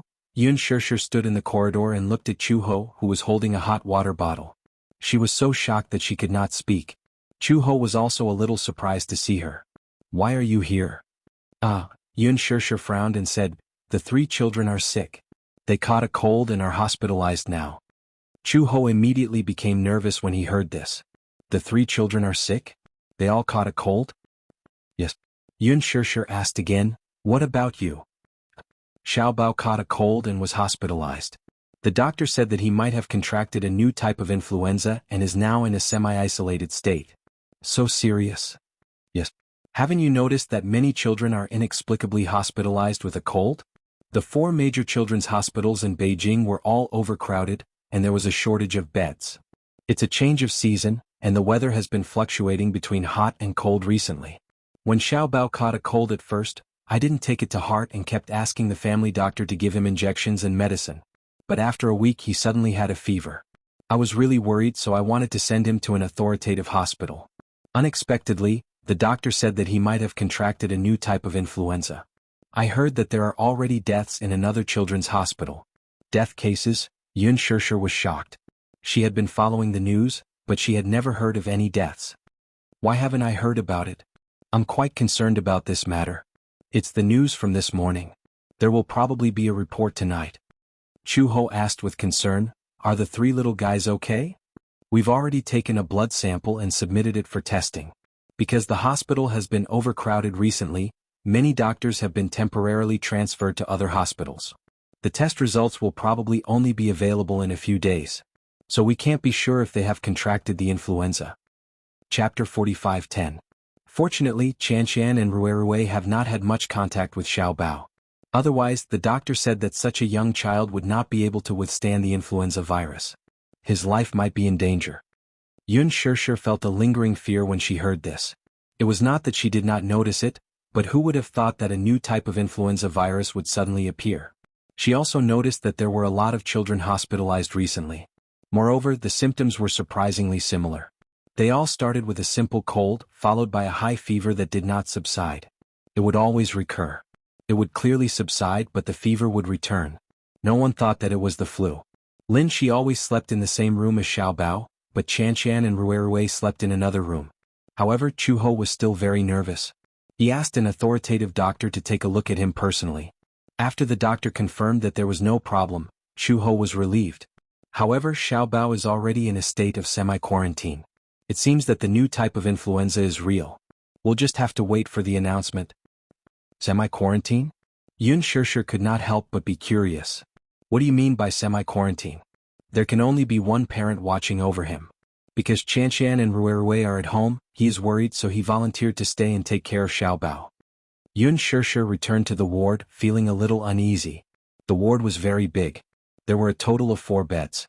Yun Shirshir originally wanted to let Yueyao stay in the VIP ward, but it was said that the VIP ward was already booked. Since he was already in it, it was impossible to chase him out. Therefore, Yun Shirshir let Yueyao stay in a slightly more ordinary ward. In the end, all 3 of the 4 beds collapsed. Yu was fine. However, even Xiao Yichen could not withstand it. It was enough to show how fierce this new type of childhood influenza was. Soon the test results were out. Yu was suffering from a new type of childhood influenza, so she had to be quarantined as soon as possible. All the children who were in contact with Yu had to be quarantined as well. This meant that Yueyao, Xiao Yichen, Yu, and Jingyang would all be sent to the isolation ward. Furthermore, only one parent was allowed to accompany the child. Yun Shirshir was a little dumbfounded when she heard the results. The doctor and nurse hurried over and took Yueyao and Xiao Yichen's blood samples, saying that they needed to conduct further tests. Jingyang naturally couldn't escape either. He only had a common cold, but because Yueyao and Yu were also implicated, Yun Shirshir could not help but feel guilty.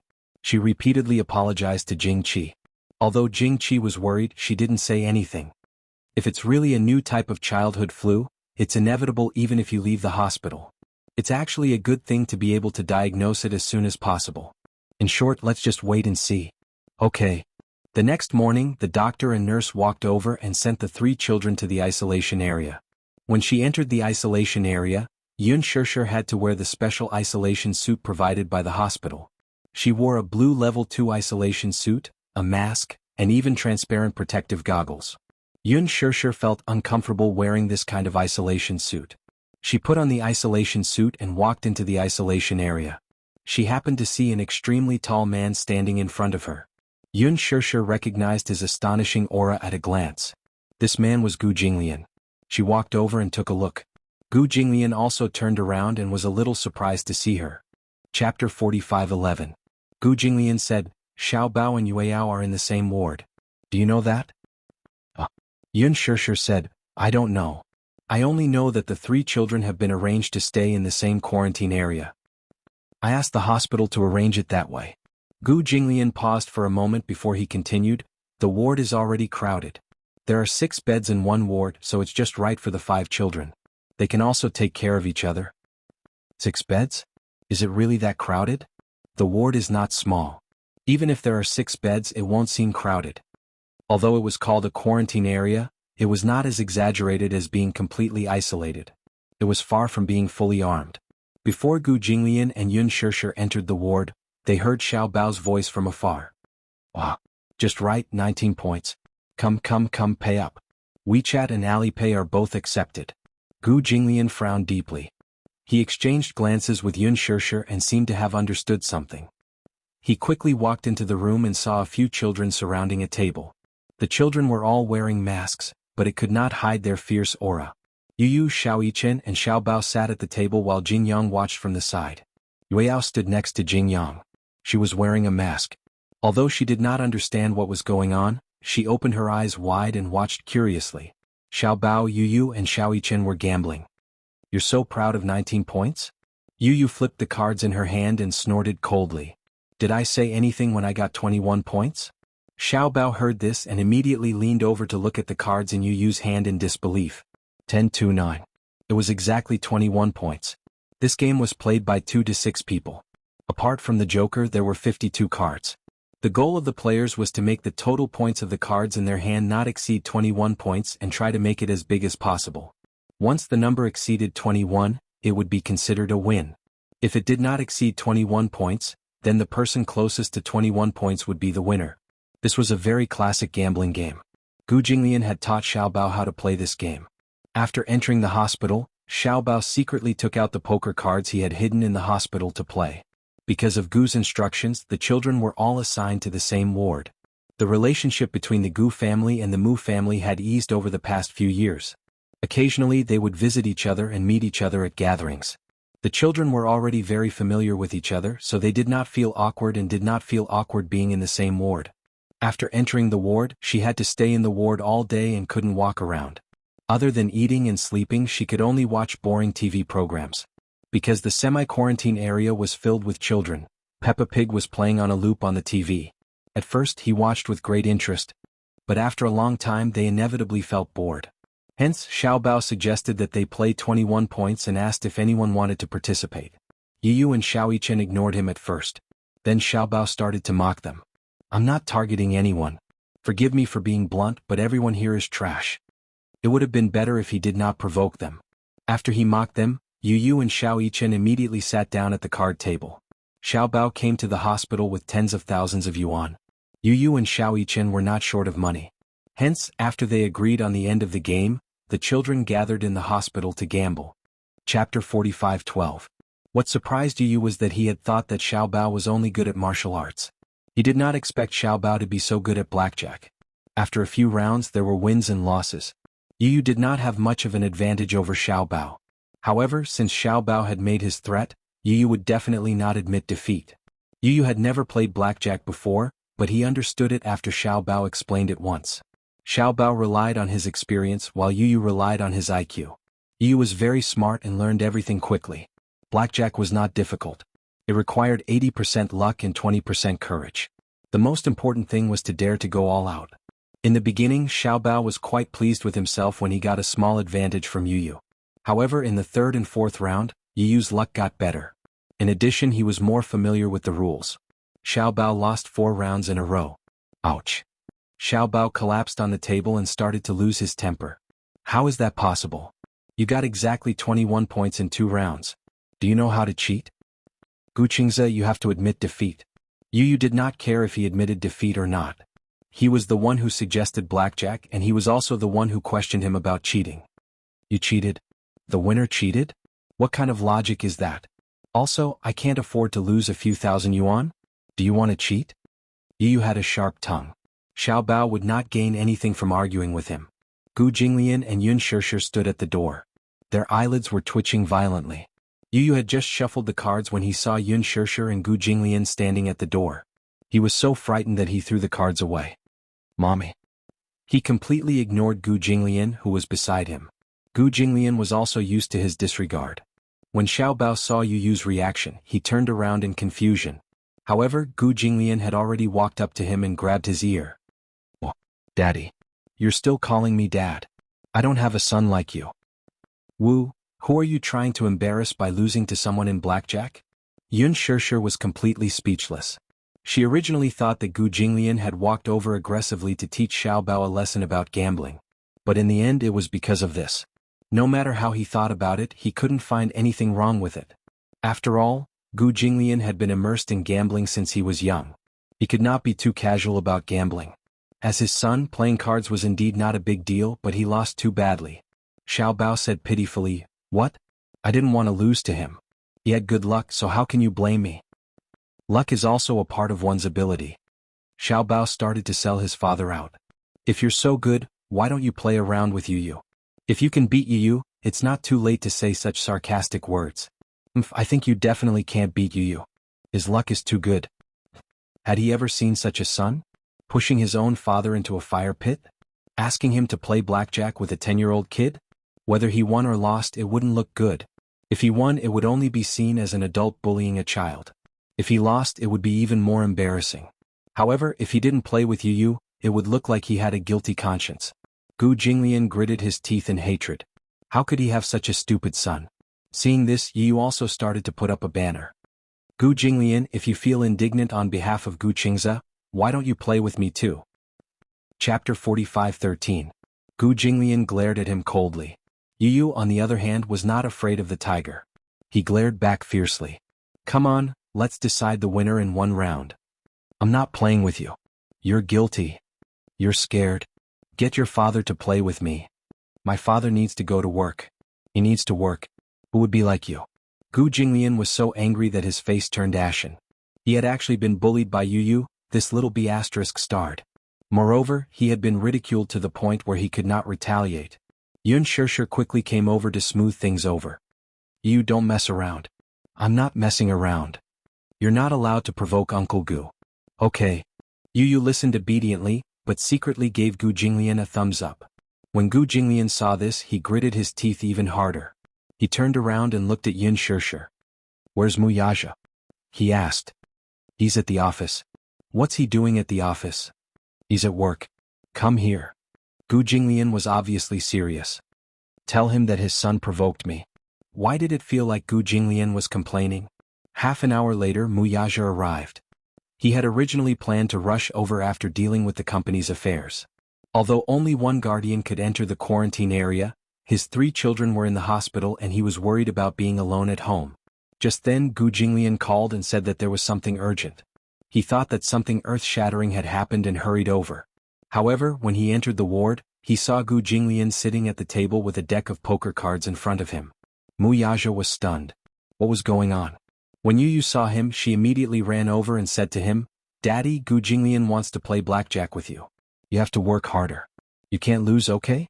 His son's skills were not as good as mine, so he lost to me.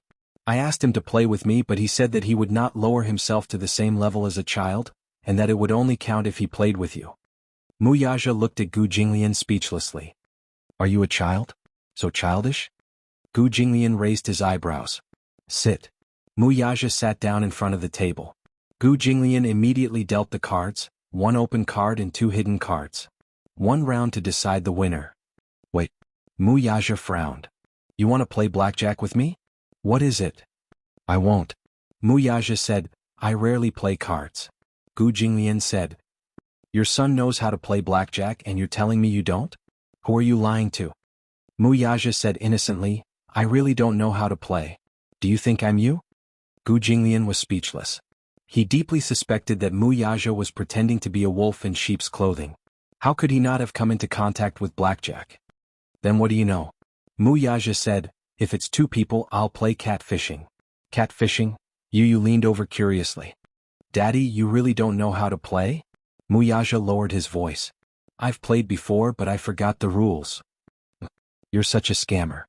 Who would be happy to play blackjack with him? Who is he? He grew up in the casino. You can't afford to offend him. The president of Xingyu Financial Group was actually scared. Yu despised him. Daddy, you're such a coward. Mu Yaja didn't think much of it. So be it. Daddy doesn't earn money to gamble. It's to support the three of you. These words were very pleasing to Yu's ears. Why was his daddy so virtuous? Chapter 45:14. Gu Jinglian snorted coldly. Are you a sore loser? That depends on what you're betting on. Mu Yaja suddenly leaned closer and said meaningfully, if you want to bet, why don't you bet on something big? I'm quite interested in the Gu family mansion. Why don't you use the Gu family mansion as your capital? Gu Jinglian's gaze sharpened. This Mu Yaja was quite good at speaking without thinking. The Gu family mansion. Every inch of that land was worth a fortune. It had been preserved for hundreds of years and every brick was worth a fortune. Even the Cultural Relics Bureau had estimated the price of the carvings on the eaves. This piece of land was worth half of the Gu Corporation's shares. It was a mansion that was more expensive than a courtyard house in the capital. What? You can't bear to part with it? Are you feeling guilty? Mu Yaja mocked expressionlessly. It seems that President Gu is not so sure about winning. His provocation was only because he had set his sights on the Gu family's main residence. If Gu Jinglian was willing to take out the Gu family's residence as a bet, Mu Yaja would really be willing to follow the bet and give it his all. Get lost. Ha. Yun Shirshir was speechless. Why are the two of you acting like children? So childish. Mu Yaja complained to his wife innocently, Madam, he provoked me first. Even in front of Gu Jinglian, Mu Yaja showed his true colors of a henpecked husband. Gu Jinglian said coldly, it seems that President Mu is also a henpecked husband. He's usually swift and decisive in business, but in private he's actually so afraid of his wife. Mu Yaja raised his eyebrows and glanced at him. Oh, so you're saying that President Gu has a high status in the family? Gu Jinglian's lips twitched and he said indignantly, I have the highest status in the family. Dad, you're lying. Xiao Bao, who was at the side, mercilessly exposed a certain someone. At home, Daddy clearly listens to Mommy. Puhahaha. The group of kids fell on the bed laughing. Gu Jinglian's face could not be any darker. Yu teased Gu Jinglian even more. Oh my God. Gu Jinglian, the dignified Gu Jinglian, has actually become a slave to his wife. I also heard that Auntie Chu Ho's status in the Gu family seems to be higher? Of course. Xiao Bao said proudly, no matter how big or small the family is, Mom makes more decisions. Dad wanted to fight for his position at first, but he failed in the end. Gu Jinglian couldn't take it anymore and punched him mercilessly. Sometimes she really wanted to slap Xiao Bao to the wall, the kind that couldn't be pulled down. How could he trick his own father like that? Ever since he was young he didn't have any other skills, but his ability to tear him down was not small. Xiao Bao hid behind Yun Shirshir and pointed at Gu Jinglian as he complained, Dad, you're using domestic violence. I'm going to become an idiot because of you. It's best if you become an idiot. Dad will take care of you for the rest of your life. It was better to be an idiot than to have such a ridiculous setting. Yun Shirshir tried so hard to hold back her laughter that her stomach hurt. However, she really couldn't tell that Gu Jinglian had such a low status in the family. This didn't seem like his style of doing things. Beside them, Jing Yang said quietly, Why do I feel that our ward is different from the other wards?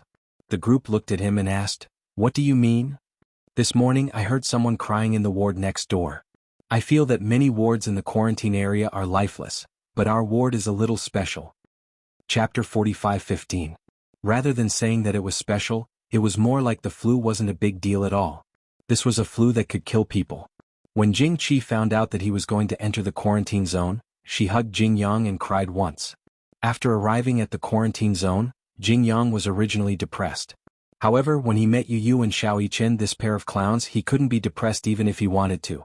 Xiao Yichen lay on the hospital bed in a daze and said disapprovingly, "What's the big deal about a flu virus? I've seen all kinds of things and I've gone through life and death with you several times. It's just a flu virus." Everyone looked at him. However, Xiao Yichen's retribution soon came. The next day, Xiao Yichen's condition took a turn for the worse. His high fever didn't subside. He had a strong constitution since he was young and rarely fell sick. However, his fever suddenly rose to 39.8 degrees Celsius. Yun Shishir and Mu Yaja only went back at night. When they came back the next day, Xiao Yichen was lying limply on the bed and couldn't move at all. He had paid the price for his big words yesterday.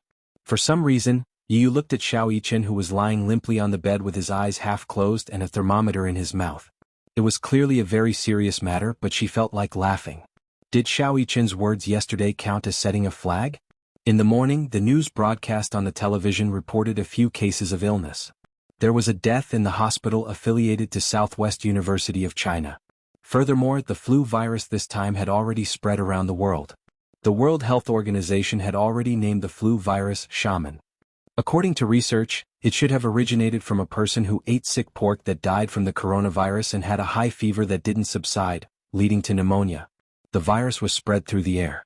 However, the virus had to pass through many levels of immune protection in the body. Adult immunity was stronger, but children's immunity was weaker. Therefore, the flu this time was more common among children. The flu virus would stay in the body for a period of time. Simply put, if the person didn't survive the high fever and subsequently developed pneumonia, it would be fatal. If they survived the fever and didn't have any major problems after a period of observation, they would have a preliminary immunity to the virus and would not be infected again. However, Xiao Yichen's sudden collapse caught everyone off guard. Xiao Yichen had a good physique. Mu Yaja had said that he rarely fell sick when he was young and rarely caught a cold. He had been in good health since he was young. No one had expected him to fall sick all of a sudden. The doctor explained that whether it was a child or an adult, it was not a good thing to be sick often or not. They often fell sick because their bodies were weak, but if they didn't fall sick for a long time, the body's antibodies would become less and less. When a serious illness came, it would be difficult to resist. This was because the body would produce antibodies to the virus after recovering from the illness. The next time the illness occurred, it wouldn't be so serious.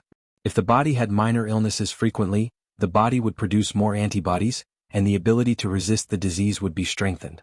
Catching a cold was a detoxification process. Xiao Yichen rarely fell sick. Therefore, when the flu came aggressively, his body lacked the antibodies to resist it, and he collapsed immediately. Other than him, Yueyao and Jing Yang's conditions improved a lot. Xiao Bao and Yu were still in the same condition. They were neither good nor bad. The doctor said that Xiao Yichen's condition was more serious. If his high fever didn't subside, it would lead to viral pneumonia, and his life would be in danger. Chapter 45:16. Yun Shishir was scared out of her wits and stayed by Xiao Yichen's bedside. Yueyao's heart ached for her brother as well. She recalled how Xiao Yichen and Yu had fought over the tangerines she had peeled a few days ago. In the end, she had given the tangerines to Jing Yang. She had peeled 2 tangerines and wanted to give them to Xiao Yichen. Although she was still young, she could vaguely understand the doctor's words. When she found out that Xiao Yichen's condition was not optimistic, she was naturally unhappy. Jing Yang's heart ached when he saw this. He accompanied Yueyao to stay by Xiao Yichen's bedside. Xiao Yichen had just woken up from his foredrip and saw a group of people surrounding his bedside. His eyes widened in shock and he almost cried out in fright. Yun Shishir saw that he was crying and was extremely nervous. She hurriedly asked what was going on. In the end, Xiao Yichen said something that shocked everyone and made them not know whether to laugh or cry. "Am I dying? What do you mean? Did the doctor say that I can't be saved?" Xiao Yichen rubbed his eyes and cried pitifully. "Why are all of you surrounding me? It's as if you're looking at me for the last time." "Pooh." Yun Shishir hurriedly spat a few times. "What nonsense are you talking about? What do you mean you can't be saved? What do you mean you can't be saved? Everyone is just worried about you and wants to take care of you." Xiao Yichen's eyes were still red. "I thought my condition had worsened and they wanted me to leave a will." "Pooh." Yu spat heavily. "If you keep spouting nonsense, I'll beat you up." "Xiao Yichen, be good. As long as you get through the fever and don't contract pneumonia, you'll be fine." Xiao Yichen nodded. Yun Shishir hurriedly scooped out a bowl of porridge that she had just cooked. "Here, have some porridge. Eat more nutrients to increase your immune system." "Yes." Xiao Yichen didn't like porridge, but he couldn't eat anything right now. Because of the fever, he had no appetite at all. Not only that, he felt that he was about to become muddle-headed from the fever. His head was extremely heavy. He rarely had a fever, so he had experienced the pain of a high fever. His head hurt and his eyes hurt. It was so painful that his eyeballs felt like they were about to pop out. Because he was constantly blowing and wiping his nose, it was as if a layer of skin was being rubbed off from his nose. Yun Shishir patiently fed him a bowl of porridge. In the end, Xiao Yichen woke up from his afternoon nap and felt his stomach churn. He threw himself into the trash can beside the bed and vomited. The porridge that he had eaten in the morning was all vomited out in the afternoon. After vomiting, he collapsed onto the bed as if he had lost all his strength. His stomach acid churned, and he felt so uncomfortable that tears fell from his eyes. Yun Shishir's heart ached as she watched from the side. When had Xiao Yichen ever suffered like this? She couldn't help but recall Yu Yu's childhood. She had also suffered like this in the hospital. She wished that she could take Xiao Yichen's place and suffer like this. Because Xiao Yichen had collapsed, the atmosphere in the ward became much heavier. The entire quarantine zone fell into a gloomy atmosphere. Everyone was on tenterhooks, afraid that they would be the first patient to die in the quarantine zone of the hospital. Outside the ward, the doctors and nurses were wearing protective clothing as they paced back and forth. At such a time, such a scene was inexplicably terrifying. Xiao Yichen didn't allow Yueyao to lie beside his bed because he was worried that she would pass the flu to her. Chapter 45:17. Yun Shishir also felt sorry for Xiao Yichen, but she was also worried that Yueyao would be worried about her brother. Therefore she asked her to wear a thicker mask. Xiao Yichen was on an 4-drip for 2 consecutive days, and his condition kept fluctuating. One moment, his temperature would drop to 37 degrees, and at night, it would reach nearly 40 degrees. His entire body would be hot, and in the end he would become delirious. Yun Shishir had not slept well for a few days. Mu Yaja felt sorry for her and suggested that she go home to get some sleep. She was unwilling, but in the end, Mu Yaja forced her to go home. She had not slept for a few days. Staying up all night would also affect her immune system. In addition, Yun Shishir had a delicate and weak body, so Mu Yaja was still worried. After Yun Shishir went home, he was responsible for taking care of the 3 little guys. In the past, Mu Yaja would definitely not be able to take care of himself. The 3 little guys would definitely make a mess. However, ever since Yun Shishir was pregnant with Yueyao, he had to take care of everything from the pregnancy to the delivery, to the confinement and breastfeeding period. Who was born to do housework and take care of babies? Wasn't it all acquired through training? When Yueyao grew up, Mu Yaja also had the ability to take care of babies. When he took care of babies, he was not inferior to a top nanny. However, on the other hand, Chuho had to take care of the 2 little guys. They had just been weaned and their immune system was too weak. If she went to the hospital too often, she would have to be isolated from the 2 little guys. Therefore, the heavy responsibility of taking care of Xiao Bao fell on Gu Jinglian's shoulders. However, Gu Jinglian had always been taken care of. When did he have the experience of taking care of others? When Chuho was in confinement, he volunteered to take care of his wife during her confinement, but in the end he took care of her in a mess. In the end he was chased away by Chuho. Xiao Bao was hospitalized and Uncle Fu was old. If it were anyone else they would be worried as well. Moreover, Xiao Bao also said that he wanted Gu Jinglian to accompany him. Naturally, Gu Jinglian could only do it himself. In the end, Xiao Bao regretted it a few days later. How did Gu Jinglian clean his face? Just like wiping a table, she covered Xiao Bao's face with the face towel like a rag. Then, like kneading dough twists, she rubbed his face until it was red. Gu Jinglian believed that since her face was red, she must have scrubbed it clean. Every time he finished scrubbing his face, Xiao Bao's face would turn red as if he was drunk. It was as if a layer of his skin had been peeled off. Gu Jinglian felt a sense of accomplishment. Xiao Bao then looked to the side and saw how Mu Yaja was gently wiping Xiao Yichen's face and hands. He was so jealous that he was speechless. He patted the blanket and shouted at Gu Jinglian's back view indignantly, "Dad! What's the use of being handsome? You don't know how to cook or wash clothes. You can't even take care of a patient well. Can your handsome face be used as food?" Gu Jinglian turned around gloomily. He was about to flare up, but since Xiao Bao said that he was handsome, he was satisfied. Xiao Yichen was not convinced when he heard this. He supported his weak body to sit up and said indignantly, "Is your dad handsome? He's not as handsome as my dad. My dad is the most handsome in the world. He's the richest and the most gentle. Can your dad compare to him?" Chapter 45:18. Mu Yaja's eyelids twitched fiercely. It was understandable for children to brag and compete. But when did violence become a category of comparison? Tisk tsk. My daddy won't compete with you in violence. Xiao Yichen gave him a thumbs up. My daddy is rich. My daddy has a lot of money. He can build a few Eiffel Towers for me to climb with his money. Muyaja almost vomited blood. He was secretly calculating if he could really build a few Eiffel Towers with his wealth. While he was still calculating, the two little guys had already started bragging. My daddy can cook Chinese food, Western food, pasta, instant noodles, and pizza. My father knows how to write song calligraphy in regular script and seal script. Every piece of calligraphy is priceless. Our family lives in a big villa. Our family has a big courtyard. My daddy's Xingyu Financial Group can buy your Gu Corporation. My daddy can buy Xingyu if he sells the Gu Mansion. Huff huff. Huff huff. The two little guys were panting after 300 rounds of verbal sparring. Yu suddenly walked gracefully in front of Xiao Yichen and said calmly, Xiao Yichen, open your mouth. What? As soon as Xiao Yichen opened his mouth, Yu immediately stuck the thermometer into his mouth. Xiao Yichen frowned, held the thermometer in his mouth and glared at Yu. Wow, it's finally quiet. Yu took a deep breath and suddenly felt that the world had become beautiful. Ha! Who told you to show off? Now you can't say anything, right? While Xiao Bao was feeling smug, Gu Jinglian's tall figure had already approached. Before he could react, the big devil pinched his cheek and stuffed the thermometer into his mouth. This time, the two little guys were as quiet as chickens and stared at each other.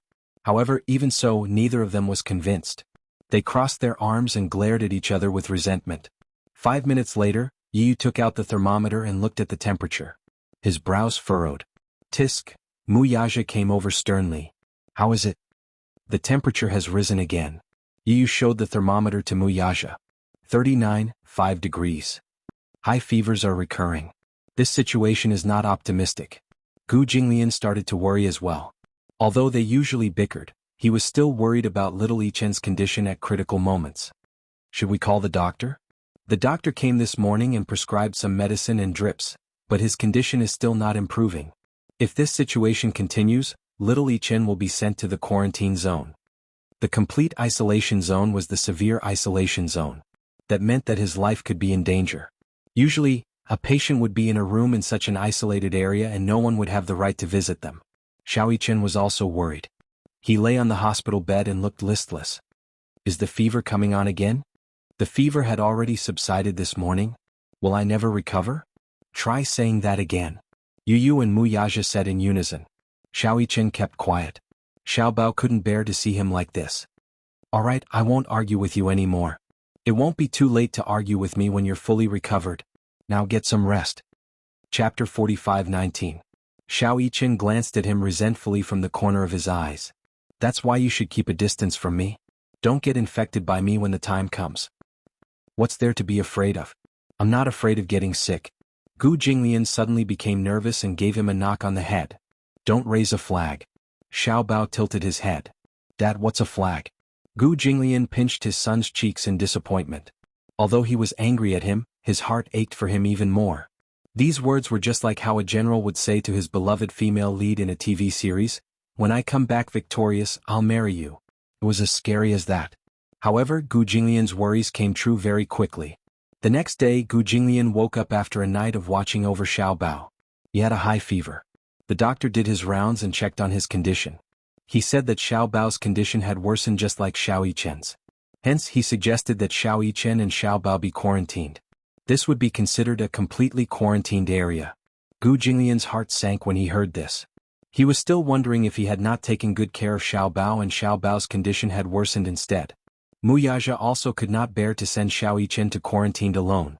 After all, if they were quarantined alone, he would not have the right to visit them. Xiao Yichen would definitely be lonely in the quarantined area alone. However, since the doctor had said so, Muyaja had no choice but to agree for Xiao Yichen's sake. Gu Jinglian naturally agreed. He had even thought that Xiao Bao would recover soon and be discharged from the hospital. He did not expect Xiao Bao's condition to worsen as well. Chu Ho and Yun Shishir found out that they would be transferred to the quarantine area in the afternoon.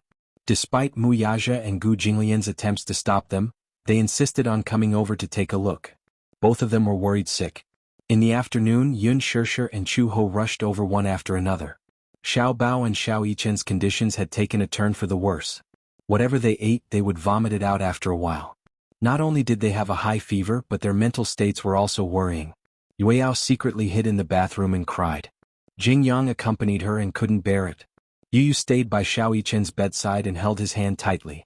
Although he usually found this older brother annoying, Xiao Yichen was in a critical situation. No matter how strong he was, he couldn't help but cry. Even though he was seriously injured, he endured it and didn't cry. Facing the extremely weak Xiao Yichen, Yu couldn't hold back his tears anymore. He clenched his teeth and covered his face as he cried secretly. Xiao Yichen could only open his eyes and look at him. He didn't even have the strength to speak. He wanted to raise his head and hold Yu's hand to comfort him and tell him not to worry, but he didn't even have the strength to speak. Xiao Bao's condition wasn't any better. He was much more delicate than Xiao Yichen to begin with. Initially, he was still strong enough to endure the pain of his high fever. However, when he saw Chu Ho, he immediately broke down and sobbed sadly. "Mom? I feel terrible." He felt as if his entire body was on fire, but he was also extremely cold. He felt hot with the blanket wrapped around him, but without the blanket he was so cold that he shivered. He didn't even have the strength to get out of bed. Chu Ho rushed over and hugged him tightly. She couldn't bear to part with him. She had secretly asked the doctor about Xiao Bao's condition, but the doctor couldn't be sure. Chapter 45:20. After all, no one was prepared for the sudden onset of the flu. What he meant was that Xiao Bao and Xiao Yichen were in a similar predicament. As for the other children, even though they were not suffering from any symptoms yet, they could not rule out the possibility that the flu virus was still in its incubation stage. Since it was an unknown flu, no one could determine the mortality rate, cure rate, and sequelae of the flu. All they could do was try their best to save the children and study them. Many hospitals in the capital had news of nurses and doctors collapsing. A few nurses' immune systems had deteriorated due to inadequate protection and working overtime. Unfortunately, they were infected. Apart from that, many doctors had been fighting on the front lines for a long time and fell ill from overwork. Some even died on the operating table. The constant news reports made the public anxious and immersed themselves in the fear of the flu. On the streets, in the shopping malls, and in schools, everyone was wearing a mask. Taking the temperature every morning had become a routine. The thermometers in the pharmacies were sold out. In the alleys of the city, everyone was on tenterhooks, afraid that they would fall victim to the flu virus. Even if they could not accept it, they had no choice but to accept it. Yun Shishir secretly cried in the bathroom for a long time. She wiped her tears and applied cold water to her face before walking out of the bathroom. She walked to Xiao Yichen's bedside and replaced Yu. Xiao Yichen gently held Yun Shishir's hand. He looked at the doctors and nurses who had surrounded the bed and asked nervously, "Mommy, am I going to be quarantined?" "Yeah." Yun Shishir squeezed his palm and choked back her sobs. "It's okay. It's just a small problem. Mommy will wait for you to get better, okay?" "Yeah, I think it's just a small problem too." Xiao Yichen blinked and said disapprovingly, "I'm in good health. How can I be defeated by such a small flu virus?" "Yeah." Yun Shishir nodded her head vigorously as though she was using Xiao Yichen's words to convince herself. Xiao Yichen couldn't bear to see her holding back her sadness. He pursed his lips and looked at the ceiling to hold back his tears. He was not afraid of getting sick, but he was afraid that Yun Shishir would be worried. She was so fragile. If she worried about him all the time, she would not be able to eat or sleep well. He must not show any signs of weakness, otherwise she would be even more worried.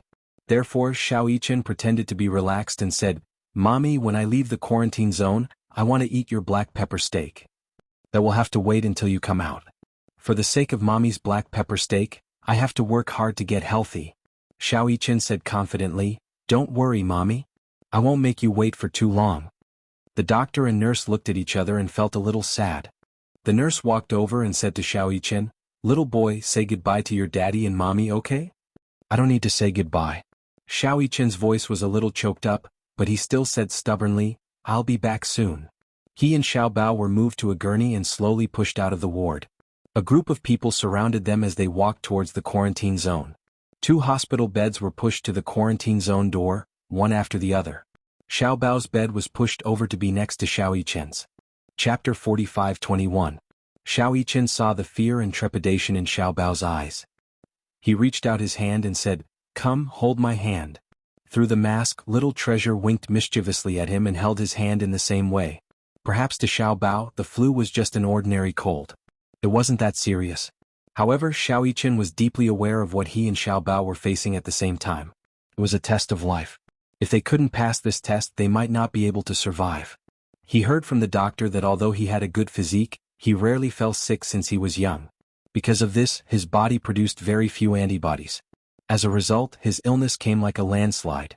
He didn't have many antibodies to defend against the flu virus. Hence he collapsed. The two children were sent to the quarantine area. Yun Shirshir was distracted all day and all night. She didn't know when Xiao Yichen would be able to walk out of the coma. However, at the same time there was good news. Yue Yao's condition was slowly improving. If there were no accidents within a week, he should be able to be discharged. Yu had to be observed for a period of time. During this period of time, Yun Shirshir was invited by the company to participate in a charity performance. It was a song that praised the angel in white. It was used to encourage the medical staff on the front line. At the same time, it was used to calm the panic of the public. Yun Shirshir suppressed her worry and went to the sound engineer to record a demo. Xiao Yichen and Xiao Bao were sent to the quarantine area. The ward suddenly quieted down. Gu Jinglian had been staying in the ward for the past few days. Xiao Bao wasn't around and Mu Yaja couldn't take care of Yue Yao and Yu Yu on his own. Moreover, Jingqi was also ill. Hence, Gu Jinglian helped to take care of Jingyang. Jingyang was especially afraid of Gu Jinglian. There was a type of person who, no matter how good-looking he was, had an irresistible aura that made people flinch at the sight of him. Gu Jinglian belonged to this type of person.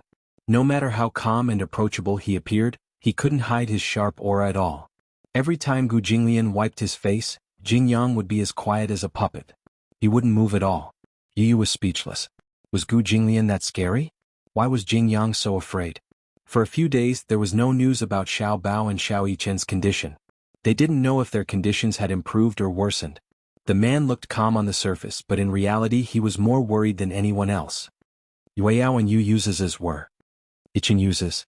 Yu said, "Actually, we seem to have neglected little Yichen. Even if he's my brother, he's not much older than me. He was only born an hour or two earlier than me, but he bears more responsibilities than anyone else." As the saying went, the crying child would get candy. However, Xiao Yichen was too stingy with his tears. Perhaps Mu Yaja had given him a special education since he was young. When he was half an adult, he was thrown into a special training camp. He had developed a strong character.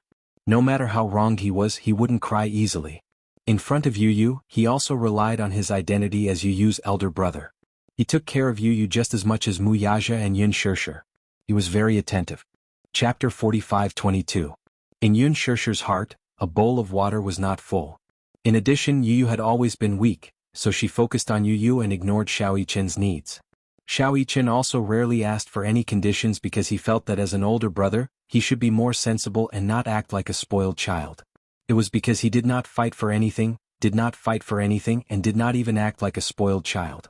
This made it easier for people to overlook his desires. The more sensible a child was, the easier it was for people to forget that he was still a child.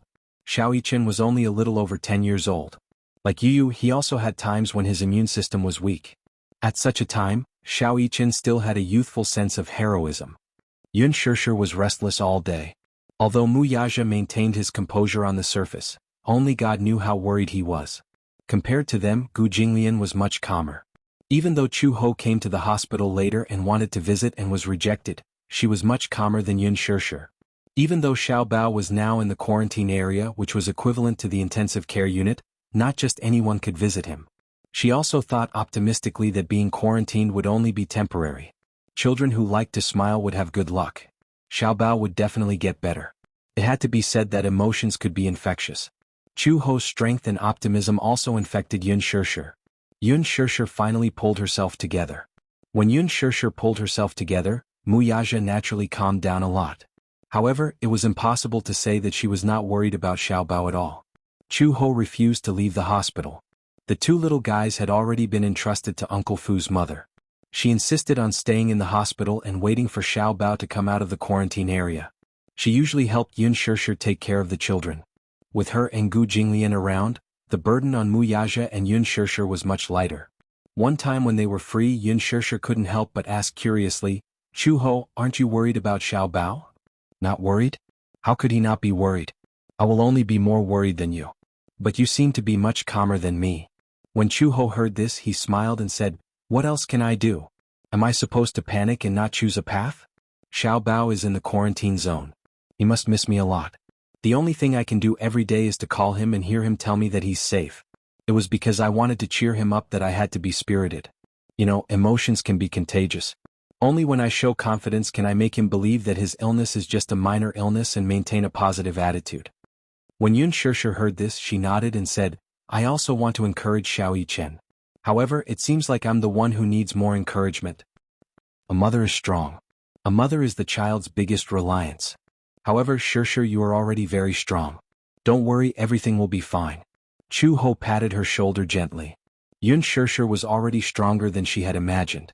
If her children were quarantined, she would not be able to be so calm. In fact, in the quarantine area, Xiao Yichen's condition was not very good. He was originally the strongest one, but in the quarantine area he was critically ill. Because of his high fever, he contracted viral pneumonia. Viral pneumonia could be understood as the late stage of influenza. Chapter 45-23. Xiao Yichen also knew that his condition was getting worse. Every time he saw the medical staff enter the ward fully equipped to take care of him, give him injections and infusions and put on more and more masks, he gradually understood that his condition was not as optimistic as he had imagined. However, he did not want Yun Shishir to worry. Even though he had a high fever and was dizzy, he still managed to stay awake and talk to her for more than 10 minutes. Once, after hanging up the phone, he fainted and was on the verge of going into shock due to exhaustion. In the end, the medical staff used a pacemaker to pull him back from the jaws of death. He did not dare to say anything about all this. What? The flu is raging all over the world? Hua Jin held Alice's shoulder anxiously. Is the flu virus serious this time? I spoke to Yun Shishir on the phone and she said that all the hospitals are overcrowded. Moreover, the customs all over the world are heavily guarded and it's very difficult to pass through. Even if one had a fever or a cold one day, they would be quarantined for observation. The whole world was in a state of high alert. This flu is very aggressive and has spread crazily all over the world. According to the researchers, the first case was a person who accidentally ate a piece of infected pork and went abroad for a vacation. This flu is the most contagious among children. Even adults with weak immune systems can't escape from it. Hua Jin said with lingering fear, At first I thought it was just a common cold. Later I heard that there were already deaths. Now, I heard that Xiao Yichen's condition is very serious. Yueyao and Yu are still quarantined in the hospital. I wonder how they are doing? Initially, when he found out that the 3 little guys were infected with the flu, he was in a hurry to go back. However, the customs clearance was very strict. Anyone with the slightest sign of a cold would be quarantined. Even those who seemed to be perfectly healthy had to go through health procedures. The global tourism industry was in a terrible downturn. Because of this flu, all the industries in the world were facing huge losses. So far, there have been hundreds of deaths around the world. Among them, there are many doctors who died in the line of duty. Hua Jin was a little restless. By the way, is there any news from Gongjie recently? Alice shook her head. Thanks to the flu, there's been no news from Gongjie. So far, we haven't gotten any news about him. He can't be trapped in another country's territory, right? It's not impossible. Alice was also worried. But don't worry too much. Do you think Gongjie might have accidentally contracted the flu? After all, the flu is raging all over the world now, and many people are infected without any precautions. How would I know? I'm not one of his immune cells. Alice narrowed her eyes and changed the topic. You seem to be very concerned about him? Aren't you worried? Alice replied truthfully. I'm worried. How could he not be worried? It was just that she wasn't as obvious as he was. Hua Jin disagreed. Isn't it normal to be worried? Alice said, Don't worry. With Gongjie's physique, he'll definitely. Chapter 45-24. Alice widened her eyes in shock. What? Don't raise flags. Flag? What flags? What did he mean by that? Haven't you heard of it? In many television dramas, the general would say to his childhood sweetheart, When I'm done with this war, I'll come back and marry you. And then? Hua Jin looked gloomy. And then the general never came back. He died on the battlefield. Alice was speechless. Look, Shishir also said that with Xiao Yichen's amazing physique, he won't fall sick easily. Look, his illness came like a landslide. He's completely quarantined now. Shishir can't even see him more than a few times now. Alice licked her lips awkwardly and started to fidget. Pooh. She hurriedly spat it out. Hua Jin slumped on the sofa. He wanted to go back to China, but he couldn't. He didn't know where Gongjie was. Although it was absolutely safe here, he couldn't go anywhere else. Anxiety. Anxiety? It was another torturous few days. There was good news from the hospital. The authoritative professor had already extracted the influenza virus DNA in the research lab and put it into the research of a vaccine. Everyone was looking forward to the development of a vaccine to cure this influenza virus as soon as possible. Chu Ho inquired about Xiao Bao's condition from the office. Compared to Xiao Yichen, Xiao Bao's condition was gradually stabilizing. You should be on good terms with Mu Yichen's parents, right? The doctor asked in a roundabout manner. Chu Ho nodded. She came to the office alone. Yun Shishir didn't come with her. Hence, the doctor told her everything. Compared to Xiao Bao, Mu Yichen's condition doesn't seem to be as optimistic. A child with the same condition as him has unfortunately passed away this morning. Chu Ho's expression froze when she heard this. What do you mean by that? I want her to be mentally prepared, but I don't dare to say this in front of her. Chu Ho's gaze fell on the stack of files beside the doctor's hand. On top of it was a report on the donation of a body for medical research. In the age column, the person who wrote it was only 7 years old. This file should be from the child who passed away this morning from the flu that the doctor mentioned? Only 7 years old, he was still so young. He was about the same age as Xiao Bao. Chu Ho felt her heart ache just thinking about it. If she were in their shoes, she really couldn't imagine how the child's parents endured the pain and signed the agreement to donate the body. The doctor looked at the report and let out a long sigh. There were obvious traces of tears at the corner of his eyes. She was a very lovely girl. Before she died, she said that her wish was to eliminate this influenza. Her parents are university professors. After learning of their daughter's wish, they signed the donation agreement. Chu Ho clenched her fists. She calmed herself down and asked, "Then, Xiao Yichen, is his condition that serious too?" The doctor replied truthfully, "Yes, it's much more serious than this." What? Xiao Yichen's condition was worse than this girl's. Then wouldn't it be very dangerous? That was impossible. When he was video chatting with Yun Shishir, he clearly appeared to be very relaxed. Chapter 45-25. There were no signs at all. For some reason, Chu Ho's heart sank. Xiao Bao's condition had stabilized, but for some reason, because of Xiao Yichen, she couldn't feel happy or excited at all. She really liked Xiao Yichen. Back then, Gu Jinglian had also mentioned this child. In order to protect Lisa and Yu Yu, Xiao Yichen had sacrificed an unimaginable amount of effort. Why was the illness so unfair to this sensible and obedient child? When Chu Ho returned to the ward, Yun Shishir had just finished washing the clothes. When she saw Chu Ho, she quickly went up to her and asked, "Chu Ho, have you asked the doctor? How's Xiao Bao's condition?" When Chu Ho saw her, she didn't know how to answer. She could only smile and say, "The doctor said that Xiao Bao's condition has stabilized." Really? Yun Shishir's eyebrows relaxed happily. She was genuinely happy for her. That's great. Does this mean that if there are no accidents, Xiao Bao will be able to leave the quarantine area soon? Before the vaccine is developed, we can't be sure. If he hasn't fully recovered, he can't leave the quarantine area. Then, at least this means that Xiao Bao's condition is much better. Yun Shishir asked again, "Did the doctor say anything about Xiao Yichen's condition?" Chu Ho was speechless. Her expression suddenly darkened. She was someone who couldn't hide her thoughts. When Xiao Yichen was mentioned, her expression turned ugly. When Yun Shishir saw this, she immediately guessed something. She asked tentatively, "The doctor said that Xiao Yichen's condition isn't very optimistic, right?" "Yeah. What's the situation?" Yun Shishir grabbed her hand and said, "Chu Ho, tell me the truth." "Shishir, I don't want to hide it from you. Xiao Yichen's condition is critical. His condition is more serious than you think. There's a little girl who just this morning, her parents signed the agreement to donate her body. Xiao Yichen's condition is much worse than hers. Even the doctors are impressed. Perhaps it's because of his strong willpower that he's able to hold on until now." Before Chu Ho could finish his words, Yun Shishir's eyes widened and tears rolled down her cheeks. When Chu Ho saw this, he was even more at a loss. "Shishir, I didn't want to tell you at first, but I hope that you're mentally prepared. Nobody wants the worst to happen, but I can't hide anything from you." Yun Shishir lowered her head and wiped her tears with the back of her hand. It's okay. I asked you to tell the truth."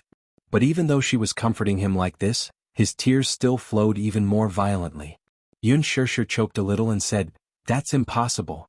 Xiao Yichen and I video call each other every night. He seems very optimistic when I see his condition. I even thought that he would recover soon. I've already made plans to get him out of the hospital." Chu Ho sighed and said, "That's because he didn't want you to worry. Actually, he knows his own condition best. I heard that there was one time when he went into shock after hanging up the phone because he was exhausted. He had to use a pacemaker to pull him back. Ah, Yun Shirshir became nervous. Should I not video call him every day? Shirshir, sit down first. When Chu Ho saw Yun Shirshir's helpless expression, his heart ached terribly. Yun Shirshir was extremely disappointed. Chapter 45-26. In front of Chu Ho, Yun Shirshir wanted to remain calm. However, when she thought about how Xiao Yichen had forced himself to smile during the video call, the more sensible he was, the more her heart ached. When she thought about the possibility of losing him, the memories of the past resurfaced. Or perhaps, when she was about to lose him, she regretted not doing enough and had many regrets. She broke down and covered her face as she let out a suppressed cry. When Chu Ho saw this, his heart ached unbearably. She might not be able to empathize, but if the doctor told her today that Xiao Bao's condition was getting worse, she might break down even more than Yun Shirshir. How is that possible? Yun Shirshir couldn't figure it out. Shock. How could his condition be so serious? If it's already this serious, why didn't the doctor tell us? Chu Ho's expression was solemn. What's wrong with Xiao Yichen? Suddenly Yu Yu's startled voice came from the door. Shock? What shock? Yun Shirshir raised her head in shock and looked in Yu Yu's direction. However, she saw him holding Yue Yao's hand and standing at the door with a stunned expression. His fingers, which were holding the door frame, were trembling uncontrollably. Mommy, what's wrong with Xiao Yichen? Didn't you say that if there were no accidents, he'd recover soon? She didn't know when he had stood at the door, nor did she know how much he had heard. Yun Shirshir was a little flustered. You? Don't be nervous. I heard everything just now. Yu said directly, I heard you guys say that Xiao Yichen's condition is very dangerous. What's going on? Yun Shirshir bit her lip and didn't say anything. Mommy, tell me. Yu walked over quickly. Yue Yao was also frightened. Tears fell from her eyes. Children did not know how to hold back.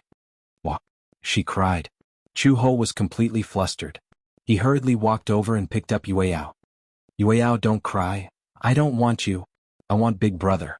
As Yue Yao spoke, she couldn't stop crying. She clenched her fists and kicked her legs. I miss Big Brother. I want to see Big Brother. I haven't seen him for a long time. Oh, I want Big Brother. Yu grabbed Yun Shirshir's hand tightly and almost interrogated her. Mommy, tell me. I don't know. I really don't know anything. What's going on with Xiao Yichen? I don't have any information at all. When Yu heard this, he frowned. His eyes flickered for a moment before he turned around and rushed out of the ward. Yun Shirshir chased after him, only to see him rushing towards the doctor's office. Doctor. He rushed to the door of the doctor's office. Without knocking, he pushed the door open and entered. The doctor was sitting in front of the desk. In front of him sat a young couple who looked very down. When Yu saw this scene, his heart skipped a beat. He didn't know why, but he immediately suppressed it. Yu, what's the matter? When the doctor saw him, he looked concerned. What happened? Where's my brother? Yu walked over and glanced at the young couple. He saw that their eyes were red and it was obvious that they had been crying not long ago.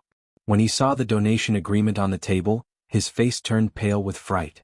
Chapter 45-27. When the woman saw Yu, she seemed to be reminded of her daughter. She broke down and cried, Boo-hoo. I don't want to have another child. I've already lost Duo. She's still so young. Even if she's gone, I can't abandon her. If you ask me to have another child, I feel like I'm betraying Duo. Back then, if she had any symptoms of the flu, I could have sent her to the hospital in time. Perhaps she wouldn't have died so easily. As she spoke, the woman couldn't go on. Obviously, as her husband, he had just comforted her that they could have another child even if they lost their daughter. However, when she saw Yu and thought about how the last time she saw Duo was a cold corpse, her psychological barrier finally collapsed. The man quickly comforted her. Okay. We only have one child. We won't have another child. They had come this time to get their daughter's death certificate. However, when she saw the death certificate, her heart ached uncontrollably. The man was already very sad, but he still had to suppress it and comfort his wife. This flu had taken away their beloved daughter, but it had also taken away half of their lives. When Yu saw them crying, she became even more worried about Xiao Yichen. She walked to the doctor and asked worriedly, Where's my brother? How is he now? Can I see him? Your brother's condition is still considered stable. But the doctor hesitated for a moment. If you want to see him, it's a bit difficult. After all, he's now in the quarantine area. You can't go in. I want to see him. As Yu spoke, her voice gradually became choked. I really miss my brother. I want to see him. Even if it's just once. You're not sick, right? Can't you still see the patient? That's because you're wearing protective clothing. I can wear it too. Yu looked at the woman and then at the man. She said to the doctor, do you know why they're so sad? It's because they didn't even get to see their biological daughter even once until she died of illness. The next time they saw her, it was only a cold corpse. This is their lifelong regret. Doctor, I miss my brother. I want to see him. Please. With that, Yu stood firmly where she was, biting her lip and glaring at him with tears in her eyes. The doctor hesitated for a moment. I have to ask my superiors. You don't have to ask for instructions from your superiors. An extremely domineering voice suddenly came from the door. Yu and the doctor turned around simultaneously and saw Muyaja and Yun Shirshir standing at the door. Daddy? Muyaja looked at him, smiled and looked at the doctor. Take us to him. Chairman Mu, no matter what the consequences are, I can bear it. I can also be responsible for my actions. Muyaja paused for a moment and said, I remember that the protective suits of your hospital were donated by the Xingyu Financial Group. These protective suits are made of imported nanomaterials, so you don't have to worry. Don't let us, the family members, bear the burden of regret because of your courtyard's superficial words. Sigh. The doctor finally sighed. All right. However, I still have to ask for instructions.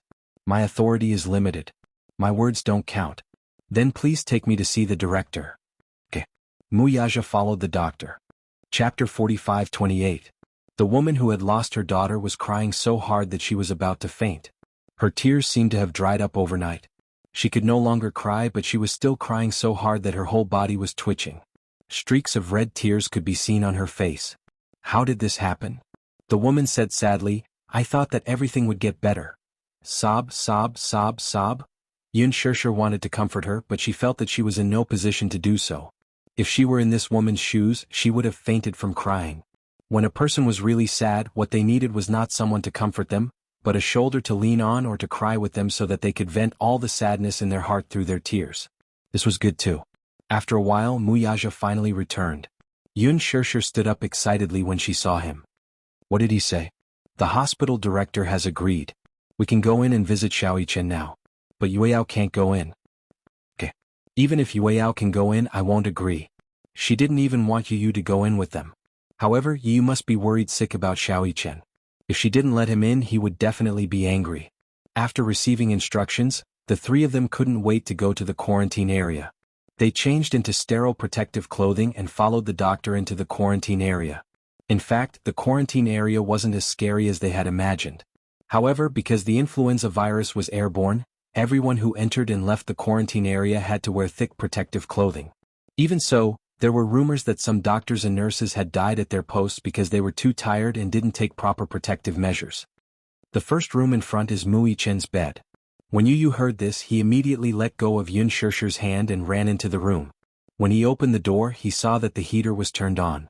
Moreover, he was wearing a mask, so his vision was foggy. Yu didn't have time to wipe the fog off the soft glass and ran to the bed. Xiaoyichen was lying on the bed with his eyes closed. It was hard to tell if he was awake or asleep. He walked over and the sound of footsteps startled him. Xiaoyichen finally opened his eyes. When he saw Yu, he was shocked. Yu? It's me, brother. He called out. Xiaoyichen felt like he was in a fantasy. Firstly, this was the quarantine zone. How could Yu come in so easily? Secondly, how could this brat obediently call him big brother? Xiaoyichen mumbled to himself in a daze. Am I dreaming? Idiot, it's not a dream. It's not just me. Before he could finish speaking, Xiaoyichen saw Muyaja and Yun Shirshir enter the room. He was even more dumbfounded.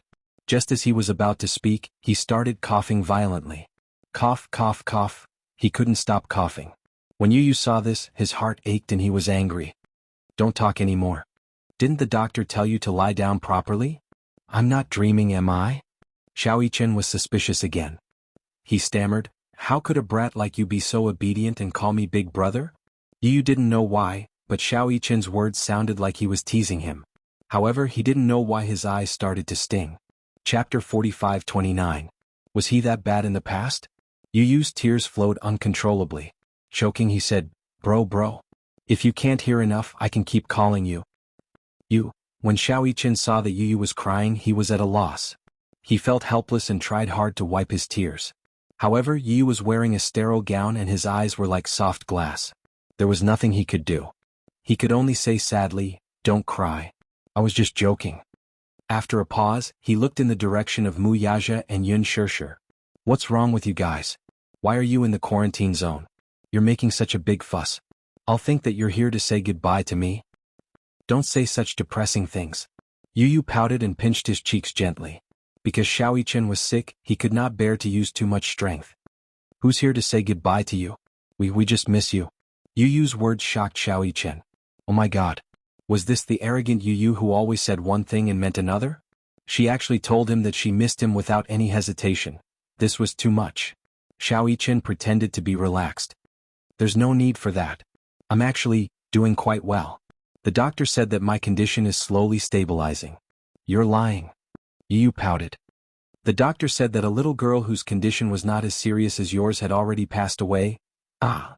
Xiao Yichen let out a short, "ah" sound. He looked at Yu Yu in shock and disbelief. "Are you talking about Duo? Yeah. I don't know if it was this morning or yesterday. Her parents just signed the donation agreement. No wonder I haven't seen her for a few days." Xiao Yichen felt a wave of regret. When he heard that Duoduo's parents had signed the donation agreement, he could not help but ask, "Did she really listen to me and donate the body for research?" "What did you say?" "I said."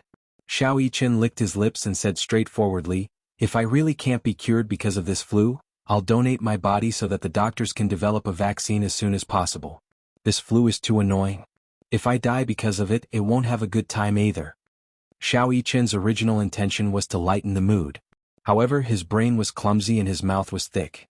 The words that came out of his mouth were not very pleasing.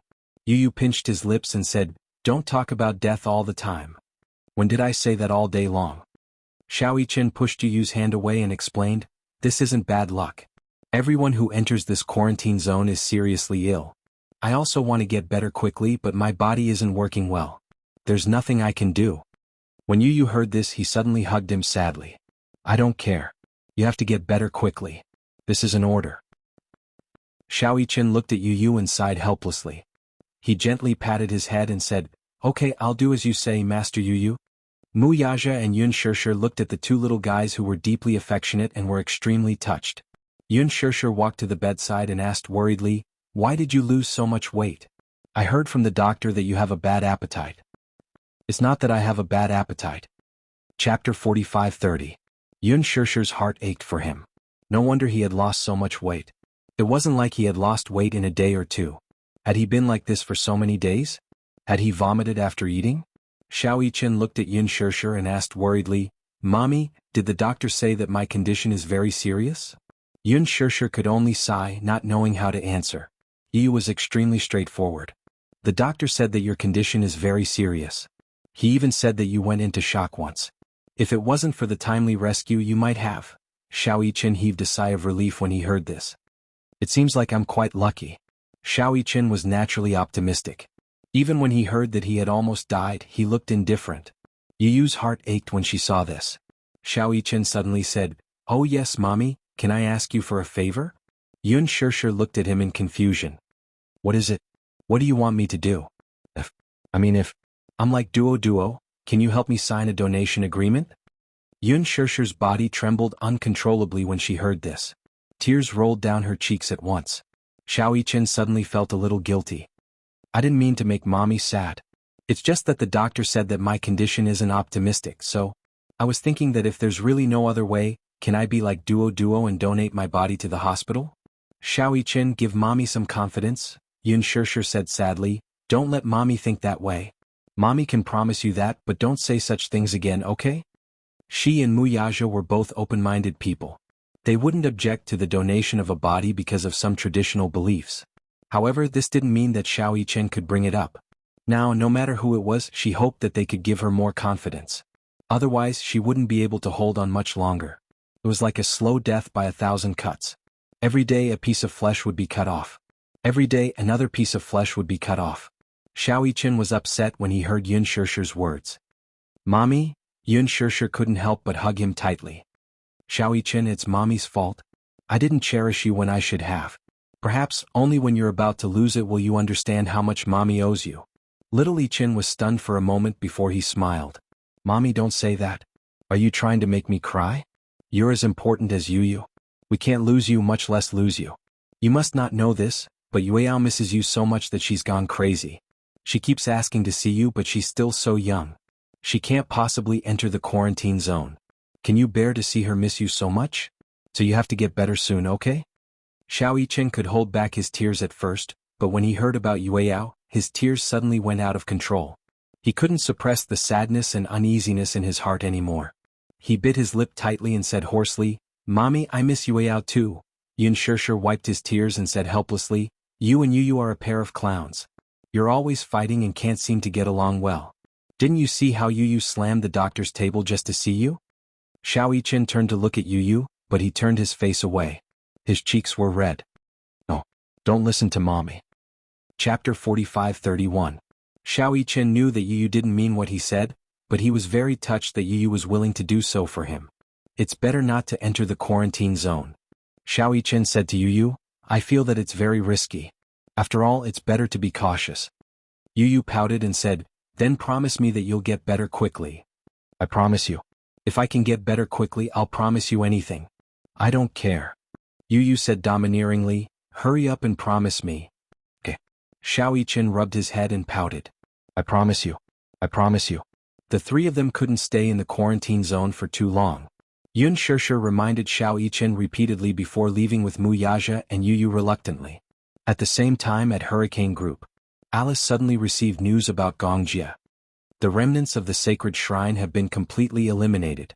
However, the leader of the mercenaries who was in charge of Gongjia's safety replied, Young Master Jie is also seriously injured. Moreover, with the flu raging, he can't pass through the customs for the time being. The return route to Hurricane Group can't be approved. Also, the FBI is monitoring the hospital. Young Master Jie is being kept in the hospital and can't leave. FBI. Alice held the satellite phone and was puzzled. Why are the FBI people there? Gong Jie was ranked first on the FBI's wanted list and was the FBI's #1 target. They didn't expect Gong Jie to be targeted by the FBI. Damn it. Alice was so angry that she almost threw the phone. If Gong Jie was targeted by the FBI and brought back to the FBI headquarters, he would definitely be sent to military court. Hurricane Group was an important obstacle to international security. As for Gong Jie, international security laws were applicable. Once convicted, the Gong Jie would face hundreds of years in prison. At that time, once he was locked up in the military prison, it would be extremely difficult for him to leave. Alice immediately reported the news to Gong Xiaoying. When Gong Xiaoying heard the news, he said without thinking, Humph. In my opinion, the remaining members of the Sacred Hall of Light are bait used by the FBI to attract Gong Jie. Where is little Jie now? He's in the East African Neutral Hospital. He's currently under the protection of the East African president, but once he leaves the hospital, the FBI will have reason to arrest him immediately. Gong Xiaoying lowered his head and fell into deep thought. The president of East Africa had a good relationship with the Hurricanes. Usually, when there was an armed war, the Hurricanes would provide a lot of military assistance to East Africa. The FBI belonged to the M Federation. Therefore, they did not have the authority to make arrests in East Africa. However, if Gong Jie left the hospital, then anything could happen. With the military strength that little Jie brought, we won't be able to safely cover little Jie's departure for the time being. I'm thinking if I should send some troops over, but the international air route can't be approved. Now that the global flu crisis is over, it's very tense. Gong Xiaoying said, So what? If they don't approve, then fly over by force and bring him back. No matter how powerful one's background was, if a private jet wanted to fly, it had to be approved by the international air route. However, if they didn't get permission to fly by force, it would be considered a black flight. If it was in local territory, it might not be a big deal. At most, they would face a huge compensation. Chapter 45-32. If they were forced to fly, they might face a small skirmish. It's too dangerous. Alice still had some lingering fears. If we were to be shot down as a terrorist attack, the losses would outweigh the gains. Then can you think of another way to bring Xiao Jie back? Gong Xiaoying asked her. Alice was silent. I didn't expect you to do it like this. No matter what price I have to pay, I want you to bring him back unharmed. Yes, I understand. Alice had just walked out of Gong Xiaoying's room when she saw Hua Jin standing at the door anxiously. When he saw her, he immediately rushed over. "I heard that there's news about Gongjie?" Alice was a little surprised. "How did you know?" Hua Jin was a little helpless. "I just eavesdropped on you. I saw you rushing into the study, so I was worried that something had happened to Gongjie." Alice turned around and looked at him warily. She immediately pulled him aside and warned him sternly, "You shouldn't have eavesdropped on my conversation with Master. If he finds out, he'll be angry. Moreover, you're not a member of Hurricane. You shouldn't have eavesdropped on my conversation with him." "But you didn't tell me anything." "I didn't have time. It was an emergency." Hua Jin lowered his head. "Sorry?" After a pause he said, "I just heard you say that there's news about Gongjie?" "Yeah. But he's injured." "Injured?" Hua Jin was even more nervous now. He grabbed her shoulders tightly. "Is it serious? Is it life-threatening?" "It's not a big deal if he's injured, but he's being targeted by the FBI." "FBI?" When Hua Jin heard this, he was a little confused. What's wrong with the FBI? From what he knew, or perhaps it was because he had been taught in movies, the FBI was the righteous party. Alice narrowed her eyes and looked at him, guessing what he was thinking. "Do you think that the FBI is no big deal? That they're the righteous party and won't do anything to Gongjie?" "Yeah. What else?" "You seem to have forgotten." Alice reminded him faintly, "Hurricane is not the righteous party. Xiao Jie is the crown prince of Hurricane and is also a thorn in the side of the Federal Security Organization. If the FBI catches Xiao Jie, he'll definitely be sent to the military court." "Military court?" Hua Jin grew even more nervous. "What will happen then?" "He'll be sentenced. You can ransom him." "Do you think the international court?" Hua Jin was even more confused now. "Then, if I'm sentenced, how long will it be?" "A few hundred years. You can understand it as a life sentence. In international law, sentences are accumulated according to the level of the crime. Many war criminals were sentenced to hundreds of years in prison, which was equivalent to life imprisonment. Usually, in a domestic murder case, no matter how many victims there were, it would be considered as intentional homicide. But in the Anglo-American legal system and the international court, every person killed would be convicted of murder.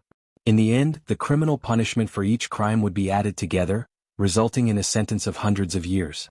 Hua Jin widened his eyes in shock. Hundreds of years. Anyway, the most important thing now is to bring Xiao Jie back as soon as possible. That's scary. Hua Jin reacted. How could he forget that Gongjie was the #1 target on the wanted list? Chapter 45-33. Then what should we do? Hua Jin said, "We have to save him as soon as possible. I'll go and approve the flight route first." Alice said, "You don't have to worry about anything. Just stay on the island." "I want to go too." Alice glared at him. "What are you going to do?" I can help a little, right?" Alice was speechless. "You go as long as you don't drag me down." "Okay. I promise that I won't be a burden." Hua Jin thought that she had agreed and made a solemn vow. Alice glared at him, but she didn't have any temper. "Anyway, you just stay on the island." Alice left without looking back. Hua Jin looked at the direction she left unwillingly and clenched his fists. "Alice, the flight route still can't be approved." East Africa was not a peaceful place now. In addition to the war, there was an outbreak of influenza, and the fierce plague brought about by the war. The epidemic spread, and the international air routes had been blocked, all the routes to and from East Africa. At present, the war was in a stalemate. In addition, the troops of various countries could not enter East Africa. "If it's not allowed, then we'll fly by force." Alice gave the order, and the logistics department immediately went to prepare the materials needed for the flight. Alice asked Vermilion Bird to dispatch 3 troops of mercenaries. The number of mercenaries was not important, but the quality. This time, in order to bring Gongjie back safely, Vermilion Bird dispatched almost all the elites to Alice. They set off at a quiet dawn. Alice calculated the time. If there were no accidents, they would land in East Africa at night. The flight route avoided other countries as much as possible. At present, East Africa had fallen, and it would not pose any threat to the flight and landing. As long as they did not pass through other countries, it should be fine.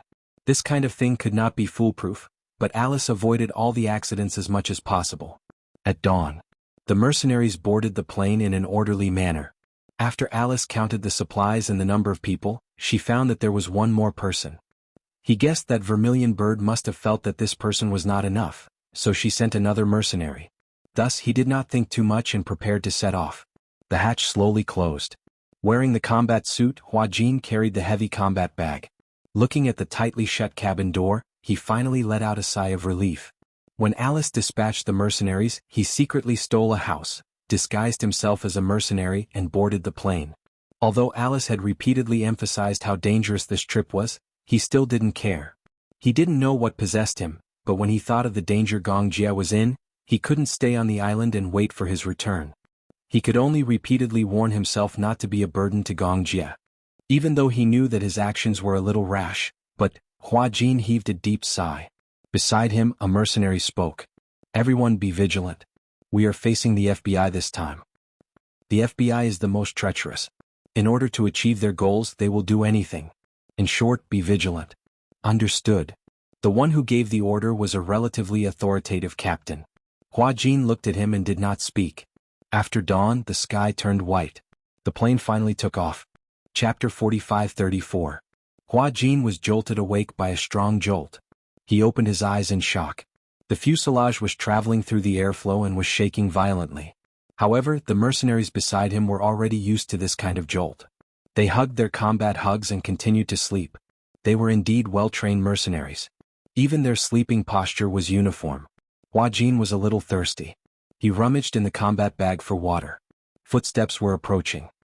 He raised his head alertly and saw Alice looking over. Before he could lower his cap, Alice exclaimed, "Huajin!" Huajin raised his hand awkwardly and waved at her. Haha, what a coincidence. Alice also raised her hand and slapped him hard on the top of his head. "Why are you here?" And Alice tugged at his clothes in disgust and asked suspiciously, "What's with your clothes?" Also, what's up with your equipment?" Alice snatched his heavy combat bag and opened it.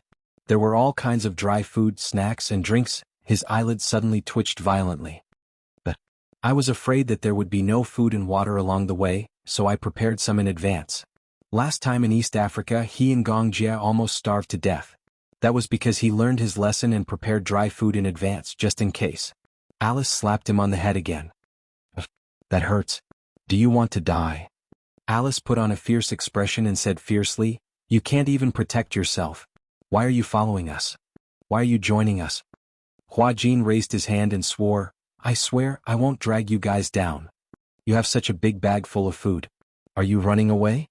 Also, the scariest thing in East Africa is not the FBI but the plague. Do you know about the plague? If you get infected with the plague, your life will be over." Huajin pursed his lips. "Anyway, no matter how much you scold me, I'm still going." No one could stop his will. Alice was startled. She looked at Huajin, who seemed to be secretly angry, and sighed helplessly. "Okay, I got it.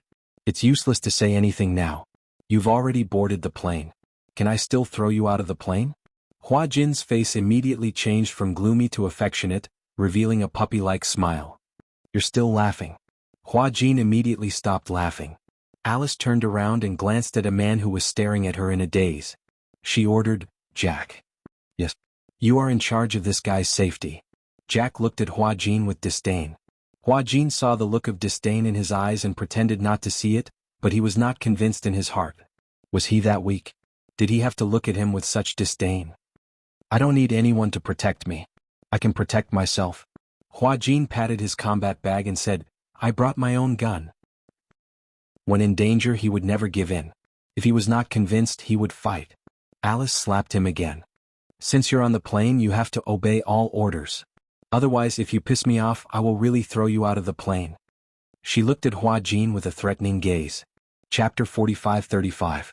There wasn't a single light in the hospital ward. The curtains were all drawn, blocking out the bright sunlight outside the window. Gongjia stood by the window and gently lifted a corner of the curtains.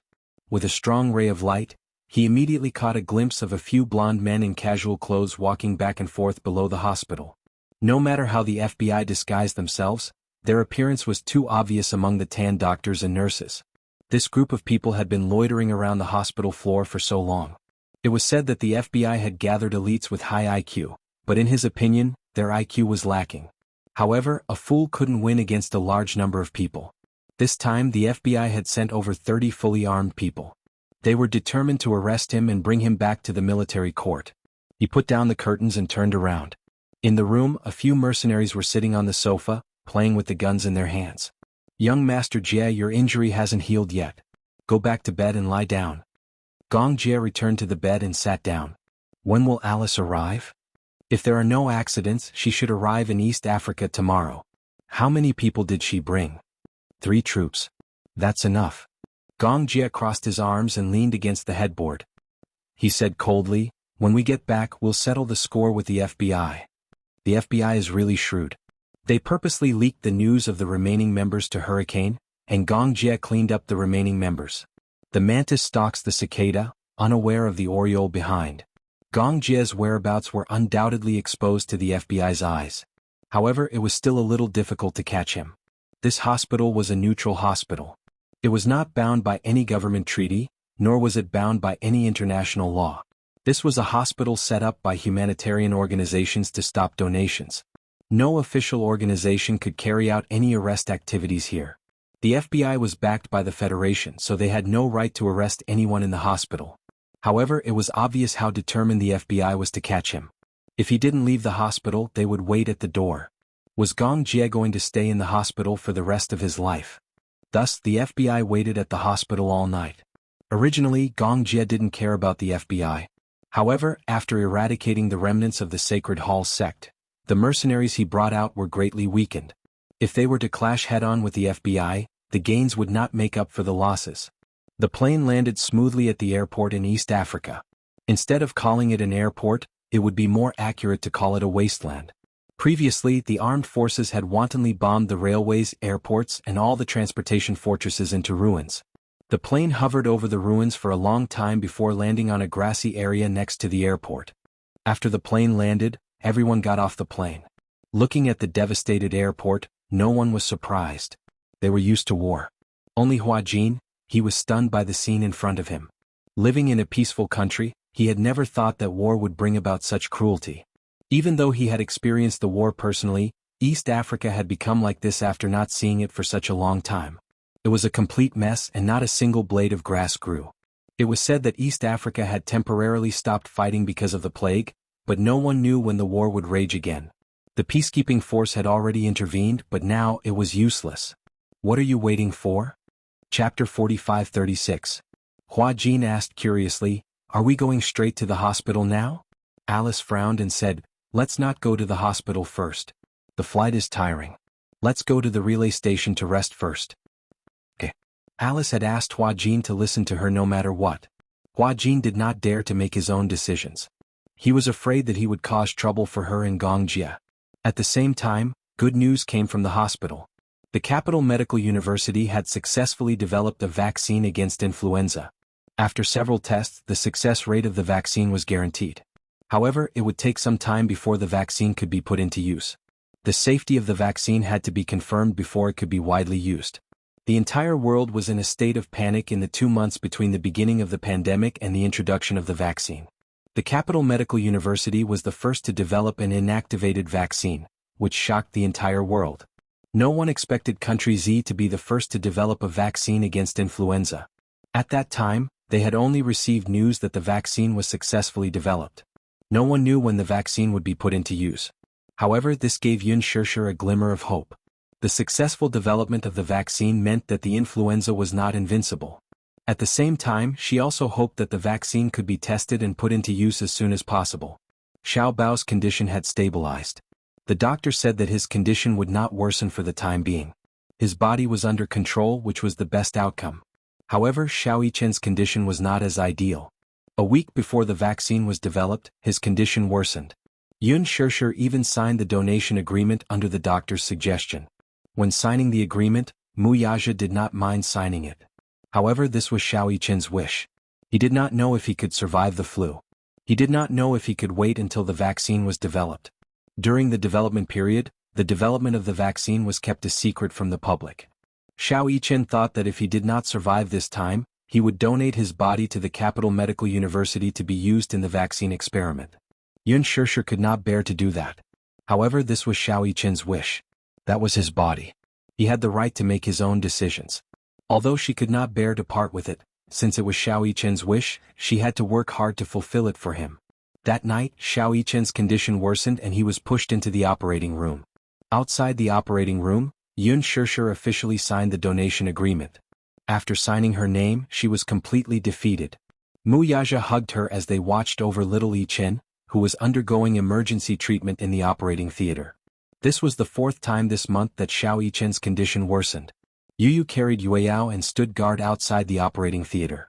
From the start, he did not expect Xiao Yichen's condition to deteriorate to this extent. He even felt that, apart from Yu Yao, he was in the greatest danger. Little Yichen was in good health, so he would definitely be fine.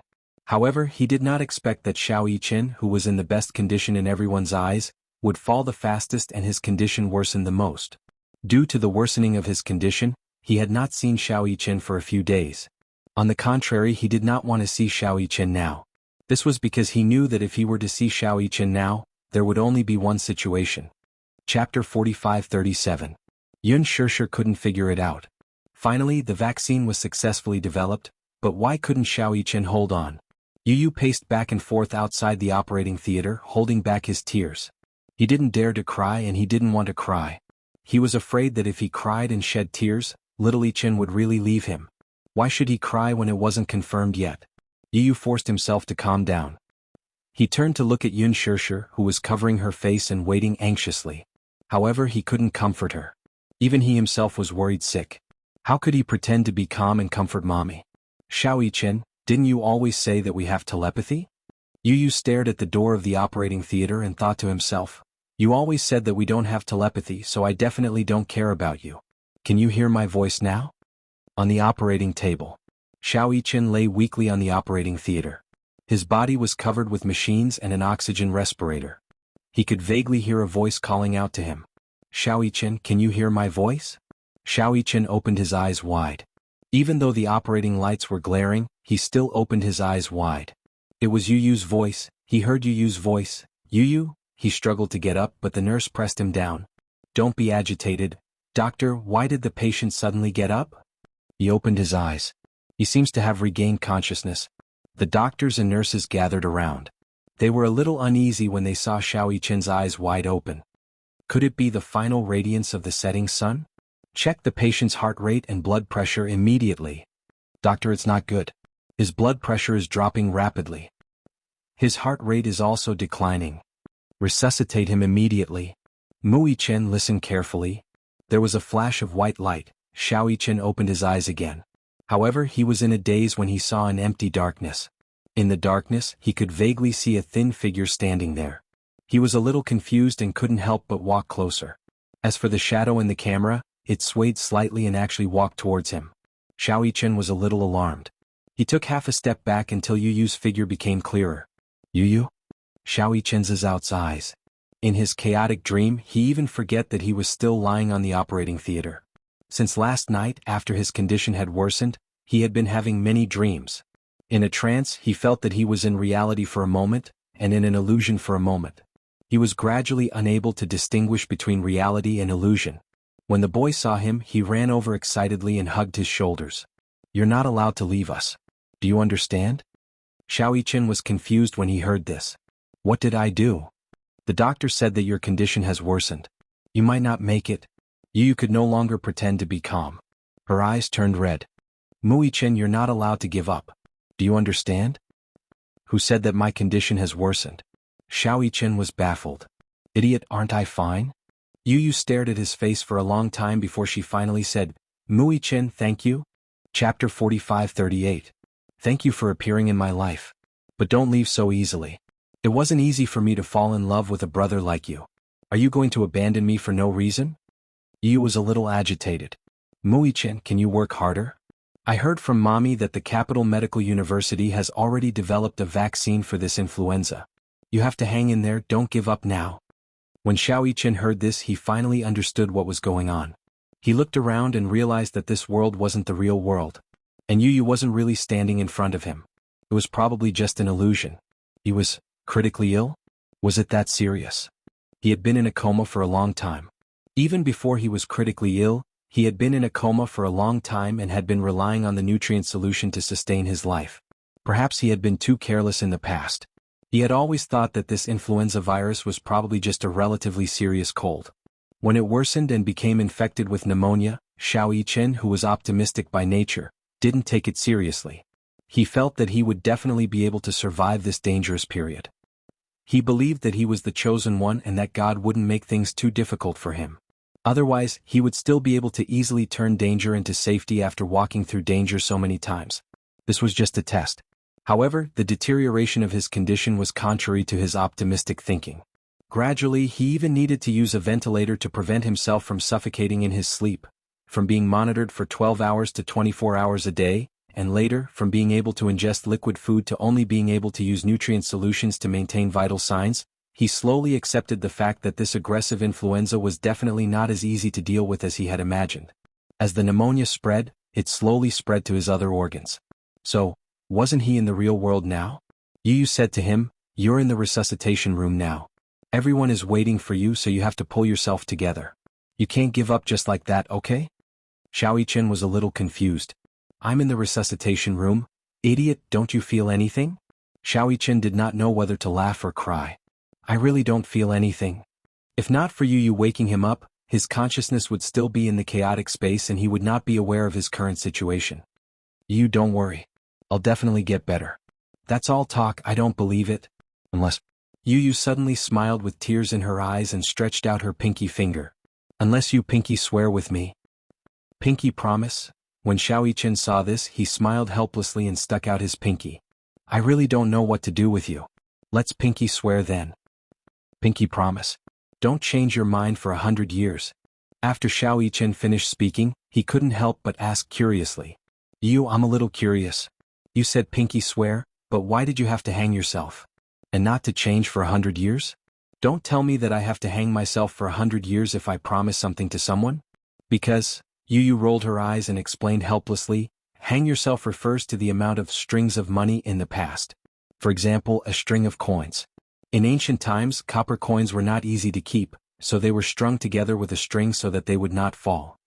Hang yourself was a metaphor for making a decision and not changing it. Do you understand?" "Okay." Chapter 45-39. "You're obviously keeping me in suspense." "Yes, I'm keeping you in suspense. Come and chase me if you can." Yu ran far away. Xiao Yichen could not help but chase after him. However, he saw a ray of white light at the end of the tunnel. It was getting bigger and bigger. Yu's figure gradually disappeared into the white light without a trace. Xiao Yichen chased into the depths of the white light. He felt his entire body being enveloped by a scorching light. His body gradually rose into the air. It was as if he was in the depths of an invisible sea. He was slowly floating to the surface. At this moment, it was as if an invisible hand was pulling him down by his ankle. Xiao Yichen kicked with all his might, trying to break free from the restraints on his ankle.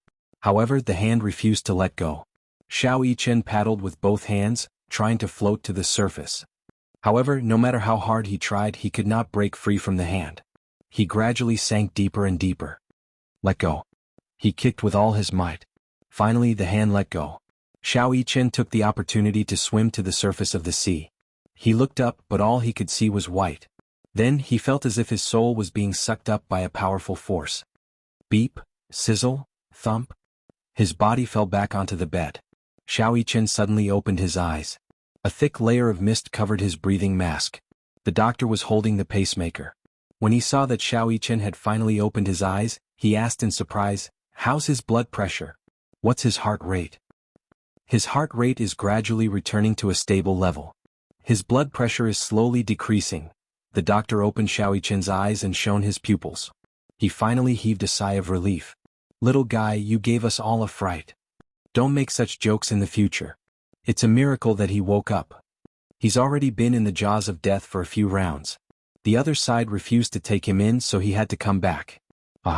Xiao Yichen's life was finally out of danger. The atmosphere in the operating theater gradually relaxed. "Don't scare us like this again.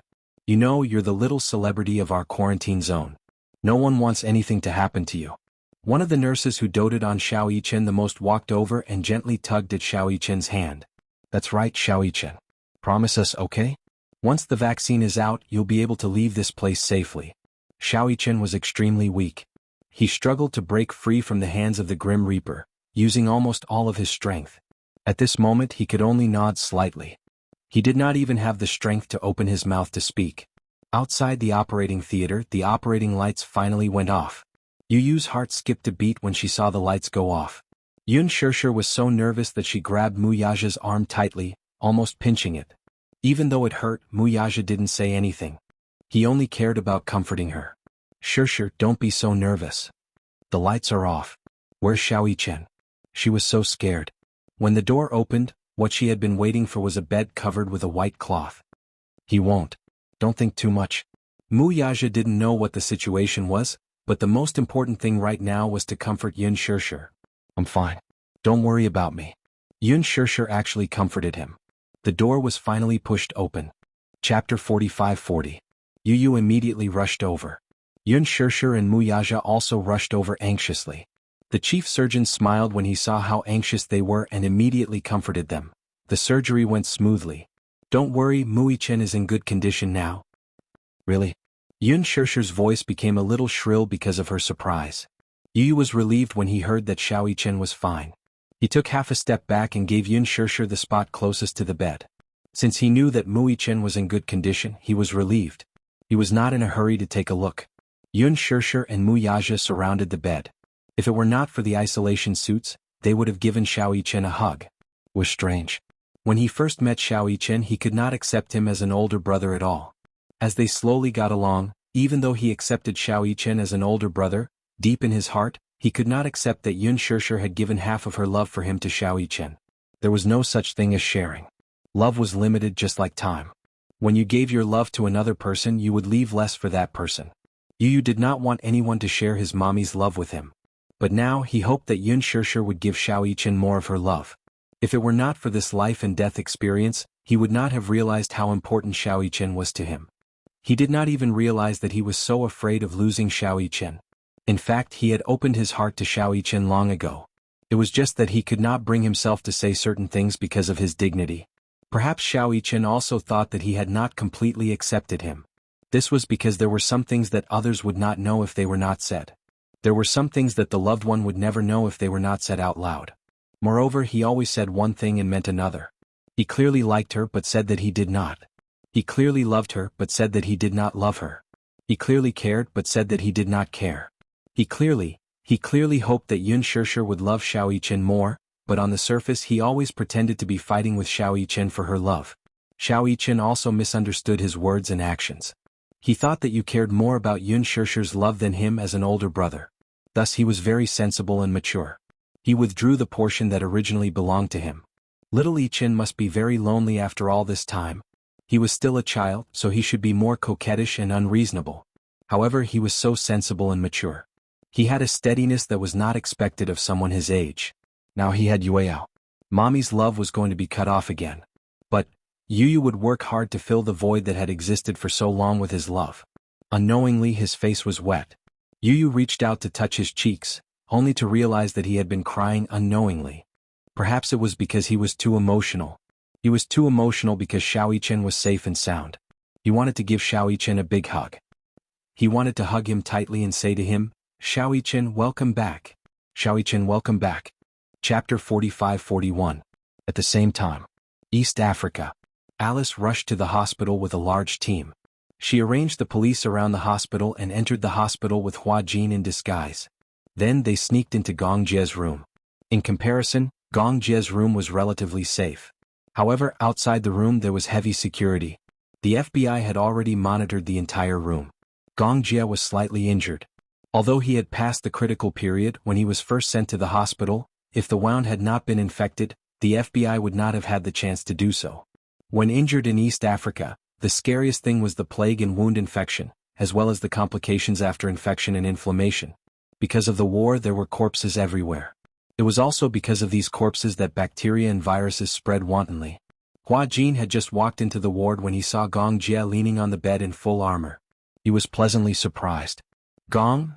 He had just said one word when he realized that he seemed to be overly excited and immediately restrained himself. Gong Jie did not expect that Hua Jin would suddenly appear. He turned his puzzled gaze to Alice. Alice whistled and quickly distanced herself. It has nothing to do with me. He snuck in himself. Snuck in? Gong Jie was doubtful of this statement. Alice lifted Hua Jin's collar with a look of disdain and the corners of her lips twitched. Please, do you know how he snuck into the army? He stole the mercenary uniform and combat bag, wrapped himself up tightly and then openly snuck in. I'm convinced that I didn't even notice. Gong Jie's expression turned ugly when he heard this. What are you doing here? Hua Jin casually made up an excuse. I'm just here to take a look. You came to a war-torn area to take a look? Gong Jie snorted coldly. If your words are posted online, you'll be called a brainless idol. Hua Jin heaved a sigh of relief. I'm not a public figure anymore. There's no need for such taboos. When he was a public figure, he had to be on tenterhooks with every word he said. Every nerve in his body had to be stretched taut. Even when facing the camera, every word and sentence had to be prepared by the public relations company. Every word was very meticulous. If it was an ordinary person, even if they made a few jokes in private, it would be harmless and no one would take it to heart. As for public figures, their flaws and strengths would be magnified infinitely. Even if it was an unintentional mistake, he would be consigned to eternal damnation. After leaving the entertainment industry for so long, he still hadn't gotten used to such a relaxed lifestyle. There were no paparazzi following them in the dark, and there were no busy drafts. Gradually they could speak as they pleased. Alice glanced at Hua Jin from the corner of her eyes and said helplessly, Hey, do you have to be so arrogant? Why don't you just say that you're worried? Hua Jin was still stubborn. Who's worried? When Gong Jie heard this, his tense handsome face suddenly relaxed a little. You're here because you're worried about me? No. Hua Jin denied flatly and glared at Alice. If you talk nonsense again you'll what? Chapter 45-42. Gong Jie looked at Hua Jin with a teasing gaze. The latter whistled awkwardly. She made it up. Got it. Of course, Gong Jie could tell that he was lying to him. Hua Jin snorted in his heart. What? Wasn't this man fine? He didn't have a broken arm or a broken leg like he had imagined. He thought that Gong Jie was seriously injured and trapped in East Africa.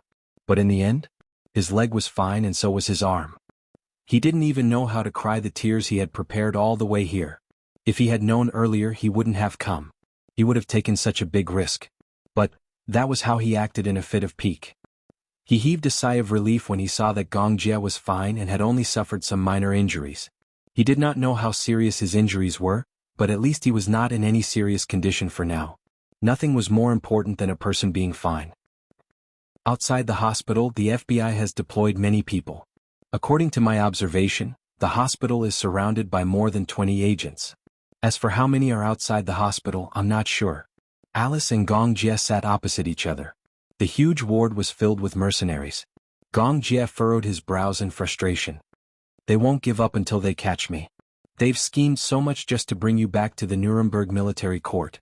I think those judges are already rubbing their hands and getting ready. If they can put you on trial, they can immediately retire with glory. That's not the problem. Gong Jie looked out of the window thoughtfully. I'm only thinking about one problem now. Huh? Alice looked at him in confusion. What's the problem? Gong Jie looked at her meaningfully. Do you still remember what day tomorrow is? Tomorrow? After he mentioned it, Alice was a little confused for a moment. That's right. Was tomorrow an important day? Alice raised her watch and looked at the date on it. She calculated tomorrow's date, but she couldn't think of anything important. Is there anything important tomorrow? Alice was at a loss. Gong Jie snorted in disdain and crooked his finger at her. Come here. Alice inched toward him curiously, but the man unceremoniously pinched her nose and flicked her forehead. It's my birthday tomorrow, dummy? Alice covered her forehead in pain, but when she heard Gong Jie say that tomorrow was her birthday, her eyes flickered a little. She slapped her forehead again. How could I forget? It's your birthday tomorrow. Maybe you haven't gotten over the jet lag yet. Humph, I think you don't care about this at all. Don't worry. Where's the present? Gong Jie opened his palm to her like a child asking for a gift. Alice braced herself and replied, I didn't prepare a gift. Gong Jie cast a sidelong glance at her, clearly expressing his dissatisfaction. Behind them, Hua Jin looked at them silently. He felt that there was an indescribable chemistry between the two of them. It was said that the two of them had known each other for a long time and had gone through fire and water together. This kind of chemistry couldn't be cultivated overnight. Moreover, Alice had sacrificed so much for him. Because Gong Jie was infected with the virus, in order to save him, Alice used her own body to experiment on the vaccine. If it weren't for her, Gong Jie wouldn't have been able to survive the infection of the virus. And because her body was affected by the experiment, she lost her fertility.